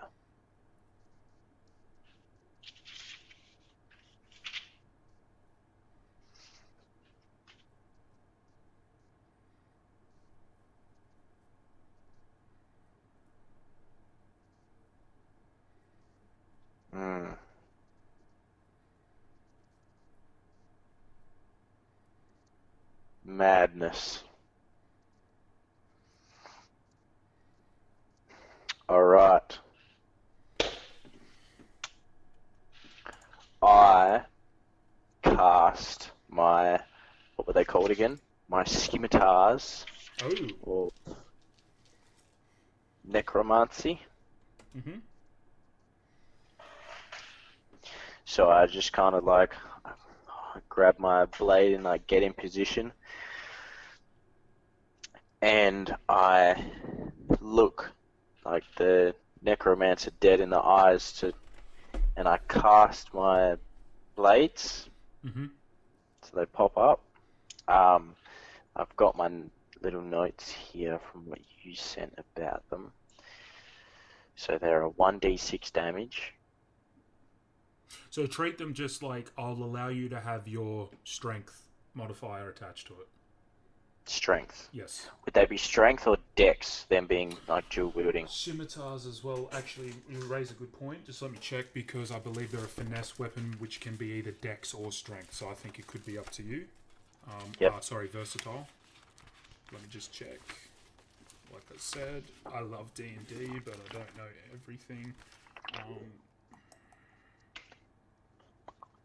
Yeah, 1d6 finesse. Cool. Okay, so I choose my dex modifier. Sure. Yeah, I think so it D has to be, dude. Finesse plus. has to be dex. Just to let you know. Yep. Okay, so it's a +6 damage Mm-hmm. on whatever I roll, whatever d6 that I roll. Okay, so with how these work, from what it looks like, as I cast them and then like float past me, Yep. and they either teleport or they fly towards because I'm using one charge, so I have to roll a d4 of necro damage to myself. Yep. I want to like lunge them at him if I can use that in one charge, or is it just a teleport? Yeah, you know what? Doesn't say. Just because it's a homebrew item as well, and we're kind of crafting it as we go. Because you have to use your blood for these weapons, I'll allow you as well, because they're telepathic as well. I'm going to treat them as if it's almost like I'll allow you to swing both, but one of the swings on one of them will not be with proficiency to hit. Okay, so only dex. Because if you have just trying to think, because they're a magic item, so it's kind of like it's not necessarily your body. Does that make sense? So it's like I'm trying to find out. What I'm going to do is 2 hit, use your dex, and just use your dex. It's meant to be a powerful weapon, so. And there's a cost to it, so it's not like it's OPJ, because if you were to use the shit out of it, you would drain yourself. Yeah, and I only get 3 charges, which is like a possible 12 HP burning. Yeah. So, okay, for my first charge, so I've only got 2 left in this battle. Yep. And I'll allow you, Jay, as well, if you wanna throw both scimitars at him, like I'll allow you to do that. And so you can have 2. So 2d6? Yes, sir. But you have to hit. So to use both of them. Yes, but you need to have your individual rolls per scimitar, okay? Okay, yep, per hit. Yep. Alright. Okay, so for my action 1. Yep. I'm going for him. Now I want to be specific with this one. I want to, because he's doing these casts. Yep. I want to try and use 2 hits to sever his arm, or okay, like that's awesome. Yep. Immobilize his arm, one of his arms. He's doing these casts or a staff or something. Yep. Like I said, I'm going to put a penalty on your 2 hit, but if you're successful and I'll allow it. But let's see what damage you roll as well, okay? Because I've got HP for the arm. Sure. Okay. All right. So first scimitar does a 20 overall. Mm-hmm. Awesome. Yep. Second scimitar does a 17 overall. Awesome. Roll damage. So both hit. So 2d6 for both damage. So 1 each. Yes, sir. Okay. And add your dex. Yep. Okay, so 3, 6. To adding dex, there's 5. Ooh, baby. That's 14 damage overall. Jeez. So a 6 for the first hit, a 3 for the second, plus, and then my dex on top of that. Yep. Awesome. And like I said, you And only get 3 charges a day, so that's fine. I don't... Yeah. Because the other thing too, Jay, just out of game for a second, it's difficult sometimes for me when you're rolling a solo campaign because, you know, you're kind of squishy too. It's only you. You don't have a friend coming in and, like, sham fucking health potion down your throat and, like, help you. So by giving you some buffy weapons that kind of have a price to your health, it gives it an opportunity that you can fight some cool shit. Yep. Alright, yeah, Jay, so I was going for the goes sever. to block, it sees it coming, and it startles the creature. That these 2 blades just sentiently, like, through the air with, like, telekinetic energy just rush. And even the audience lets out a, like, this gasp of, like, what the fuck? They just saw these 2 blades float up from behind you and just Magneto style across the arena. The shaman lifts up his quarterstaff to protect himself, and simultaneously the 2 blades come through, and his arm just flies holding his quarterstaff through the air. Because you rolled such high damage and such high to hit, his quarterstaff and arm is now 10 feet behind him, and he lets out this guttural roar holding this stump where his arm used to be. And that was some crazy damage, bro. Congrats. Nice. Feels good, the man. audience goes fucking ballistic. They're here for gore, Jay. They're here for the violence, speed, and momentum. They're at the arena. Okay. Alright, 6. So I got a little smile, but because of the blood thing, Yep. like a bit of blood, what like it would come the out of my necrotic. mouth, Oh, or yeah. just like out of my arms as the like blades come back to me, like to orbit me or sit there with me. Is that how they work? You kind of just... No, you actually, Jay, tears of blood stream down the side of your face. Ooh, Saskatoon.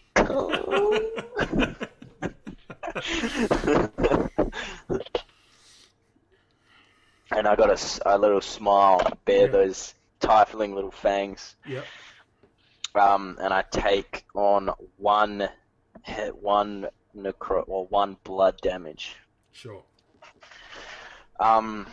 So that was my action. Yep. Oh, Jay. Do I still get extra attack? Sorry, one thing I forgot to put on there. You take 2 necrotic damage every time, plus the D4, so 3. That was my mistake. So 2 every time? Yeah, Okay, yep. Yeah, as a base number. Because as you saw, it's a pretty powerful weapon if it works in your favour.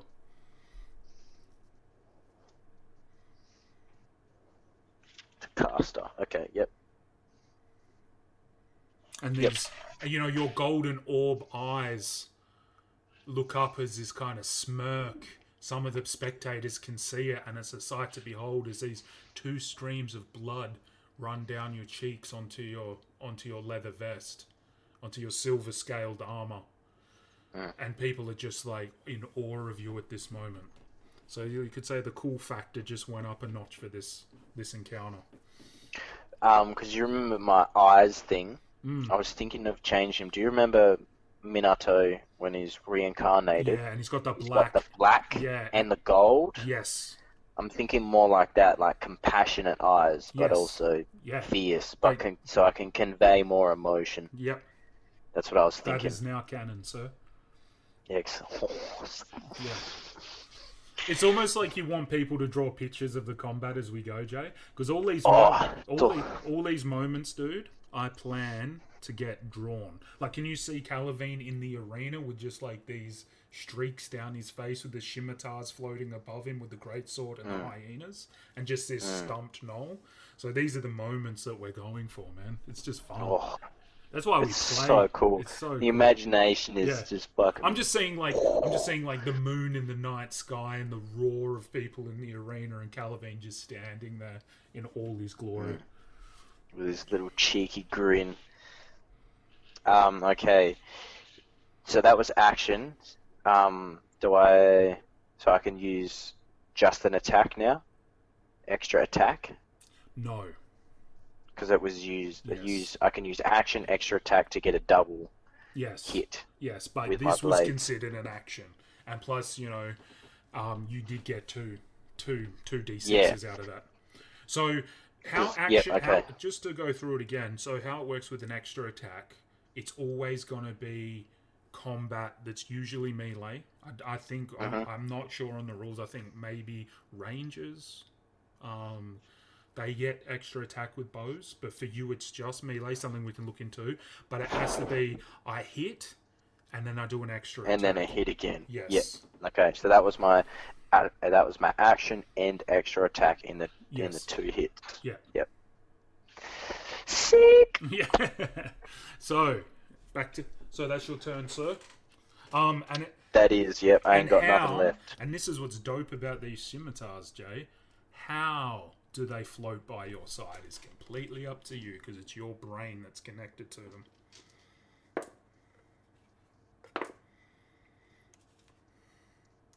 And would you like to... I kind of imagine, like, my first imagination is as I'm standing there with, like, this kind of a grin and this grit kind of stance.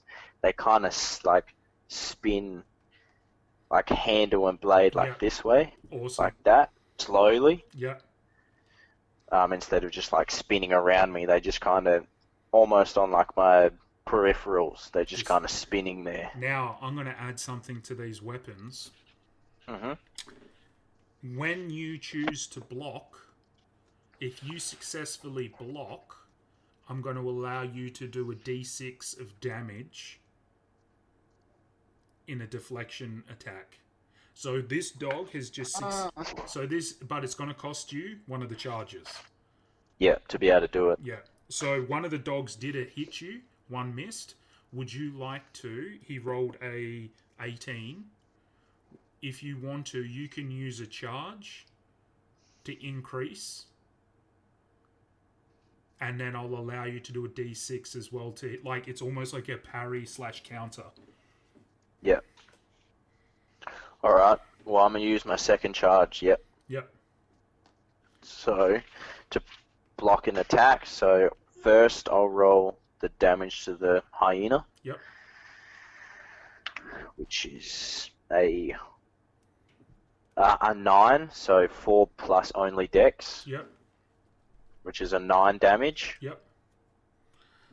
Jay, and say no more, fam. As this creature jumps at you, it does not take into consideration these blades that are idly floating by you. And almost like a possessed spirit, this sword, the hyena's face is right here, and the blade elegantly just... And it almost lets off that samurai sword noise of steel, like that, like that sing of steel as it goes through its neck and decapitates the head of the creature. Oh, and its body just flies, it just rests on you, and then it slides and hits the ground. This hyena is no more. Ooh. Okay, I've got to do my damage, my plus 2 necro. So, ooh, damn, I take 6 damage that time. So 4 and a 2 of the blood damage. Awesome. So 6. So as it does that, I can imagine there's just like pulled, like my veins.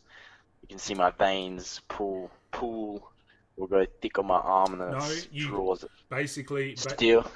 more tears. It's just that's how it comes out. Oh man, that's so cool. I'll leave this to you, my dude. So basically, you get like there's streams here, and then a second set of tears start coming down this way. So you've got, and it's almost like letting you know your usage. Yeah. Yeah. So 2 streams. Okay, well, 1 charge left. Yep. Okay, all right. That's still your turn for the other doggy. Oh no, 1 missed. He missed. Yeah. Yeah. Kind of snapped at your feet. Yeah. And this is the one that's left. Is the one with its brains in the breeze. So I'm still got the flames thing going on. Yeah, you're still lit up. Yeah. It just doesn't hurt you. Yep. And the doggy is still... my turn? Yes. Okay. This... I'm gonna take a... This shaman looks severely wounded. Yep. And it's lost its arm too. Yep. Alright, well... Let me check with this as your first DM.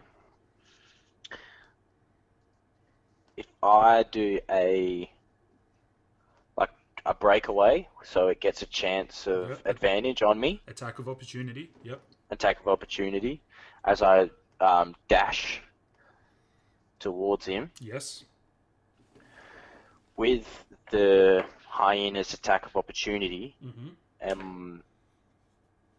can I instant cast my 3rd charge as like a defense? Ooh. Yes. He rolled. He rolled a 17, so yes, you can. He actually rolled your AC. I rolled it already. So he did roll it. As I sprint across, like a super fast dash, I want to use my last charge as the defense thing. Yes. So the dog. I'm glad that you did that, dude, because he did like 6 damage. So he came at you. Roll me your damage because he came at you, and as you run, the dog almost like is about to chase you, and one of your blades, and it like shoots down. I want to use my blood dice for this one. Yeah. So a 6 plus 5 on deck, so 11. This hyena, this undead monstrosity, pounces up at you, jaw agape, wide. You kind of look over your shoulder and you kind of telekinetically connect to the scimitar to defend you, and it comes over your shoulder and goes through the mouth, and it goes out the other side of the back of the head of this hyena. Almost That's like... exactly how I was doing it. Got these brain waves, dude. Just through the other side, and it just goes limp midair. And this corpse hits the ground and slides as you continue to dash towards this shaman. And that 3rd stream. The 3rd stream comes from your mouth. Alright. As blood starts to, like, a large amount of blood pools in your mouth, and it starts to stream. Okay, so I take 3. So I rolled a 1. Yep. And plus my 2 necro. Yep. So 3. And because that was a defensive reaction, yes, you can attack this creature with your greatsword. With my extra attack? Yeah. Or my action? So action leads into an extra attack. Okay, yes. So I potentially have 2 swings here. Yes. If you hit. Yeah. Yeah, if I hit. Okay. Right, that's such a cool image in my mind of that whole situation. So as I dash over, I'm going for like that low, almost like samurai low slash to the midsection. So my first attack with the greatsword, and I can imagine at this point like the blade is like spinning and catching up back to me again. It is. So attack 1 is a 15 Hits. overall. Hits. Overall. Well done. Hits. Um, If you want, just for flavour, you kind of come down into this low sweep, almost like I'm sprinting through. and you kind of you impact and you push, but instead of pulling back to swing again, you use your inertia and momentum to keep pushing through. And roll me your second hit now. Okay, yep. For a natural 19. Mate, don't even roll the damage. You've connected with like the lower stomach, and you push through, and you just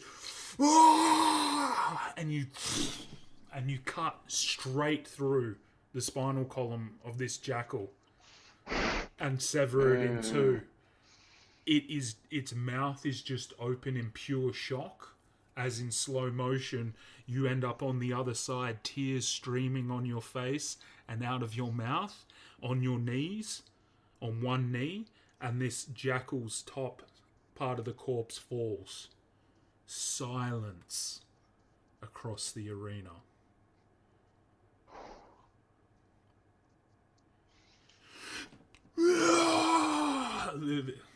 The place just erupts. What hit points did you have at the end there, dude? 20. Ooh, you pretty So I still had a little bit left. And you had that second It was wind. that. So It was you would have that been high 4. second wind. You would have been down to 4 if you didn't second wind. Yeah. Yep. Ooh, baby. It was that high second wind that got me. That high roll on the second Shit. wind got me all that health. Dude, that was all you, man. God damn. Oh, that's satisfaction there. The imagery in my mind. You just, the arena just erupts. Calavene, Calavene, Calavene. You just hear it, like you just put on one hell of a show, man, 2 times in a row. Even as a DM, I don't know where these are going to go. So it's amazing. And Tristalan and everybody, as you make your way, you kind of... You're still exhausted, you know? Slap that big old great sword on my back. Don't even have to say a word to the crowd, but just I walk back down into the barracks. But you find something interesting. As the scimitars reset themselves, the blood on your face and on your lips and your eyes, almost like a magnet, goes back into the blades. Dope.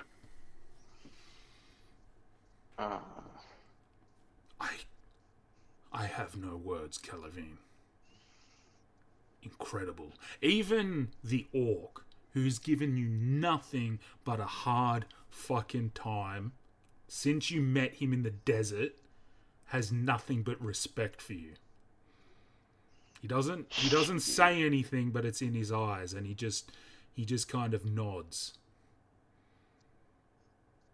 That was such a good battle. And I just put a hand on Tristalan's shoulder. Was it Tristalan? That was Tristalan. Yeah, Tristalan. I put my hand on his shoulder, and I look at him with a cheeky grin like usual, and it's like, I'm looking forward to tomorrow's 7th day. Bed for me this time, 'cause I'm fucked up. Brooke says to his drow friend, I need to get me some of those. The night continues. There is another few fights after you, even though it was a showstopper and a very, very hard act to follow. You see Ritzalak and Bruck make their way up, and this time you get to sit back. The nerves aren't there like your first match. Now that your match is over, you get to sit back and watch everyone else, and you watch the duo make their way into the arena. The crowd's still ballistic after what you just done. You take a seat with Tristalan, and like I've mentioned in the past, you guys can kind of see through a grate. You know, they very much let you guys watch on as well, so you can learn from other people's encounters. As you know, Ritzlak the Drow is he's a very good ranger, and he's very good with these two short swords. Him and Brooke get put up against Tristalan, looks at you, and they're almost like two black panthers, like looking. And they kind of saunter into the center of the arena, and they kind of start to slowly circle the drow and the dwarf, who kind of go back to back, like their buddy formation, you could say. And then you notice Tristalan goes, "Not good. Displacer beasts." And just as he says that, a moment or two later, these two black panthers, it's almost like tentacles on their back stand up. And when they do, they disappear. You see first, you see Ritzlak knocked to his back, and then the creature reappears on top of him and mauls him in the chest. He manages to shove one of the blades into his neck and wrestle the creature off. Bruck runs over to help his friend. As he does, the other one, coming out of its invisibility, pounces from behind and reaches up and grabs Bruck and drags him to the ground, mauling him straight in the throat. The battle continues. It's a hard fought battle. And in the end, the two just manage to take out the two beasts that throughout the combat come in and out of invisibility, making them very hard to find. You notice Tristalan says to you, you see? Ritzlak figured it out. Their tracks. The one thing they can't hide. Ritzlak's looking at the ground and he sees these paw prints where the animals are tracking through the sand. Ritzlak pulls out his bow and he shoots one of them and takes it out. It kind of comes back from invisibility. Bruck isn't so lucky. He gets his axe ready, the other one comes out of invisibility, he swings and he misses, and the Displacer Beast takes him down. Bruck goes limp. You hear a roar of rage from the drow, something you've never seen. A heightened emotion as he pulls out his two short swords and stabs this panther-like creature in the back, slashing its tentacles off its back in a blood frenzy, ripping the creature open. You can't hear what the drow's saying, but you can see him shaking his friend. The crowd goes quiet. This wasn't a solid win for the duo tonight, and these things happen in the arena. The two get taken to a different exit, and they're not brought back to the holding cell that night. Tristalan's quite concerned. You just hear him muttering, "Displacer beasts. Are they trying to kill us? I know those two are good, but..." And he just sighs, kind of venting some frustration.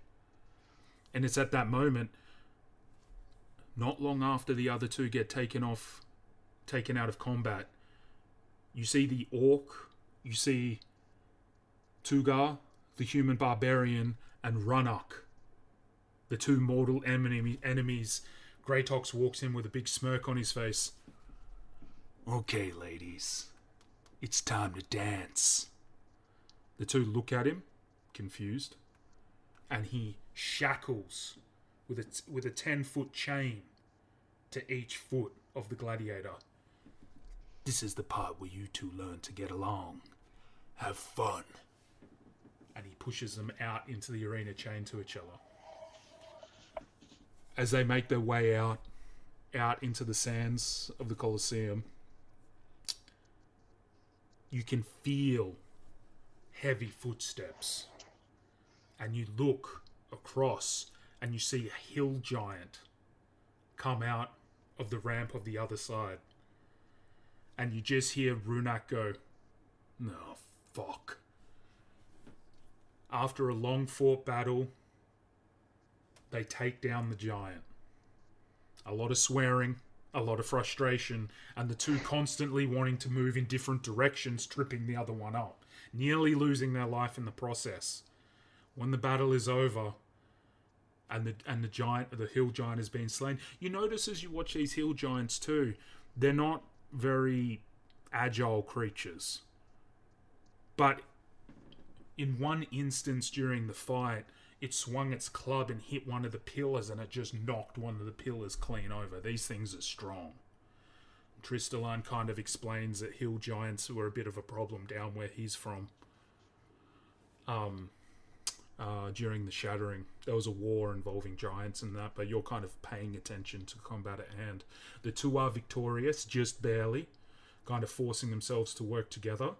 But just as soon as the combat's over, the human barbarian raises his arms, letting out a roar of victory. Ruzlag, always the arsehole, cops him with a left hook, and the two start wrestling on the Colosseum ground. Despite what people thought, everyone in the Colosseum lets out another roar of enjoyment. This is something they've never really seen before. Duos are usually work well together and they have some kind of chemistry. These two just detest each other, and there's a lot of laughter, and it kind of breaks the mood of the previous encounter with the drow and the dwarf. And a bit of brevity comes in. Even in the holding cell, there's a few chuckles. Greytok stands there with his arms folded, kind of looking on, going, isn't that cute? They're learning to get along. And that's it for the evening. There are only 3 cards that night. Tristalan didn't fight. A few others didn't fight. And you guys watched on. You didn't hear any word of what happened to Bruck or the drow, and you kind of make your way back. There's some celebration, but it's not like last week. It's a little bit different. The energy is a little bit dull. It's a little bit stifled, you could say. There's still some drink and there's still some revelry to be had. But yeah, the mood's a little bit. Everyone was stoked for you. I imagine as Calavene, he's concerned about Brock and Ritzlak. About what did Calavene? What did he do when you guys got back? What did you do? Did you just kind of meditate on it? Yeah, I was thinking about it. I was concerned throughout the fight, and when I got back and was having drink and food, I was asking Tristalan about as Calavene, he would be asking about what were those things, and if he thinks that those two are the pair is okay, and like what does it mean when they go into another exit? Because it doesn't look good to him. Look, he feels like Calavene thinks, or I think as Calavene, that he's dead, he's gone, he hasn't got much luck, the dwarf. Tristalan kind of ponders on the moment and looks into the campfire as he kind of eats his dinner, and kind of has a sip of his ale, and he goes, personally, I haven't had the opportunity to fight such monstrosities, but I've heard nothing but bad things. They are deadly, powerful, intelligent creatures. And the fact that 2 of them could even be caught and put into the arena baffles even me.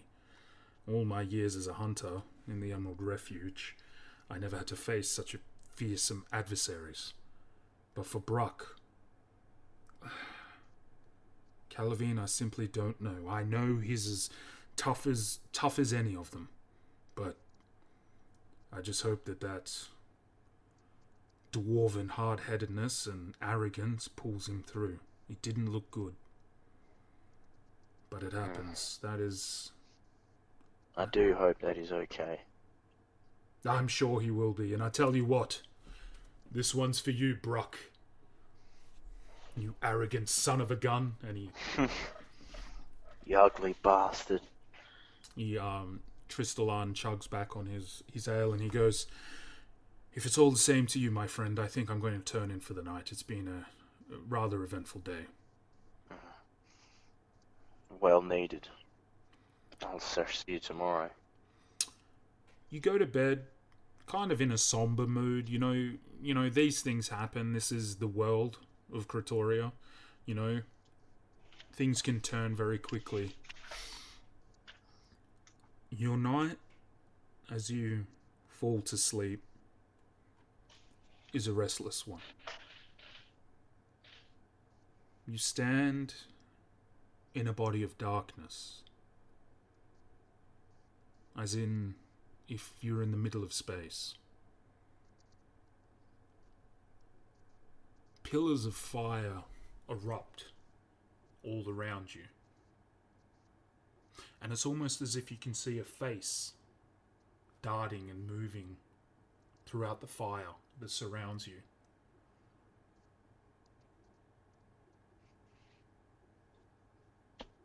An entity appears in front of you. Almost like a version of yourself. You can't quite make out the details. Almost shadowy. Like when you try to focus and you can't see, and you try to see the person in front of you. You feel the heat and pain as steel goes through you. And you look down, and as you look down, you feel it come out the other side. And you see the hilt of Broken Smile at your chest. You look up, and you see nothing but these teeth of a smile. The moment these monstrous wings open up from behind the entity, and they wrap around you, darkness takes you. Your eyes reawaken in another landscape. You're home again. East Haven. You hear screams from men, women, and children. Buildings on fire. Monstrous creatures running the city square. You turn. You frantically start running down alleyways and streets. You see people overtaken by these shadowy creatures you can't make out. Everything is distorted. It's like a maze. You know this city, but every alley you run down leads you to another one. You finally see your home. You run inside, you open the door. Again, that shadowy figure is standing there, and he turns to you. He smiles again. You reach out to grab you go straight through him. You see your brother, your sister, and your mother, lifeless on the floor.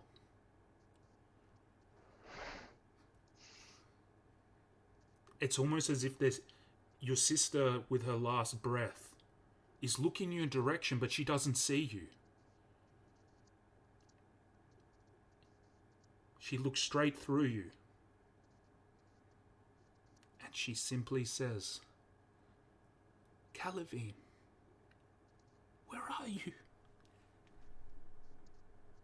She closes her eyes. Fire engulfs the building as you hold your sister in your arms. On my knees, I'm just... The creature behind you, yet again, you just hear this distorted, cackling laughter. Fire engulfs your home. Your sister turns to ash in your hands. And you awaken, holding your chest. Sweat envelop your body. That searing mark in your chest where that arrow hit you many months ago burns like fire. And that's where we'll leave tonight's session. God damn.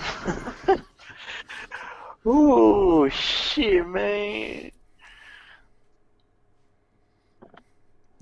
Oh. so good. No.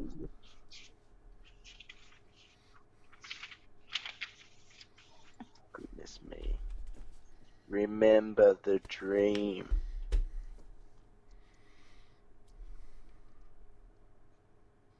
Oh, did you write that down? Remember the dream. Was it a dream? Brother, it's good to have you back, man. Oh, that felt good, my dude. That was hectic. Some serious battle. Some serious story shit. I had to get you back in, dude. I had to give you that little bit of something, you know? That little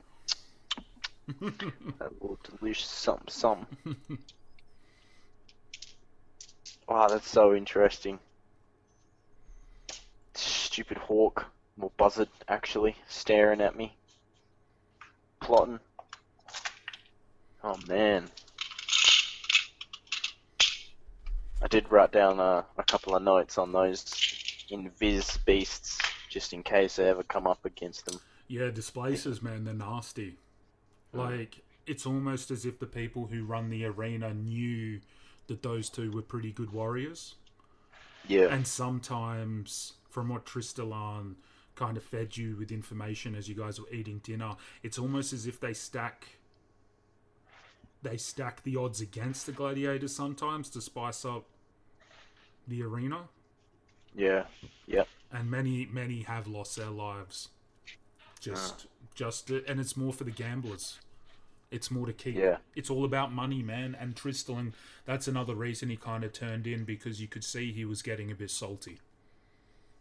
It's like, yeah, we are warriors and we do have these, you know, fighting for what we believe in our lifestyle. But at the end of the day, we're just toys to all of these slavers and pirates and scum of the earth, man. We're just toys to them. We're just entertainment to them. They don't care if we die, because there's always another fighter to replace us. So they kind of put him in a mood. Yeah. Because he likes those two. He's known them a long time. Yeah, and so do I. Oh, they're cool. Felt for them. Getting so emotionally attached, man. Oh, dude, it's good to have you back, man. You know, like, you know me, man. Been a long time. Yeah, I like to, you know, it's something we can do together as brothers, and it's also just, it's me getting to do my job as a performer, you know, especially during quiet times.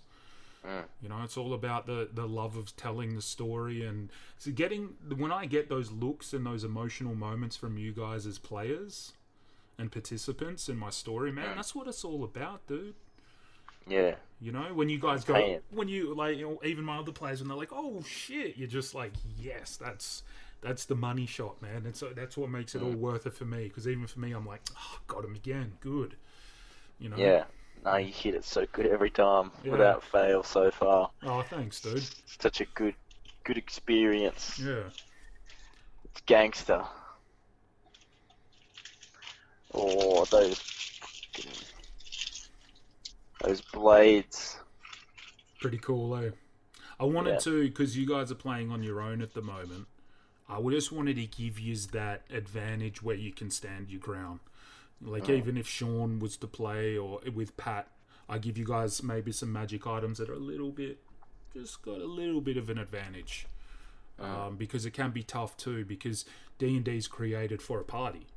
It's created for someone coming in, or healing your blindness, or, you know, like, all of that. But you got to do it on your own for a while. So, but I'm, dude, from a story point of view, I'm looking forward to all you guys just really having solid characters when you meet too. Like, your characters are going to have all of their points of views and, like, the way they want to do it, instead of just being fresh characters in a fresh party. It's like you guys have really fleshed out who you are. So when you meet, there's all going the to be personalities mingling together. Yeah, man. And hey, like, some of you guys might not get along in the sense of characters, which is awesome, because it creates its own little conflict. You know, you guys might have different worldviews because of your own experiences, and I'm looking forward to seeing those interactions, you know. And as long as you believe that's what your character was doing, you commit to your choices, that's what makes it fun. You know, it's all about the characters, and Calavene as well, man. Look how far he's come. That's why I made that little video that I sent you, dude. Yeah. He was a I've bartender. been thinking about it a lot lately. Dude, he was a about the bartender. beginnings. Jay, it's like Yeah. if someone took you out of the pool shop and in 6 months from now you were fighting a fucking Gnoll death cleric in an arena on the other side of the world. You'd be like... Fucking bleeding from the eyeballs and blowing shit up with fire. That's what I love about D&D, man, that character progression. If that's what you're going for with the role play. Oh, yeah. You change, you become someone else.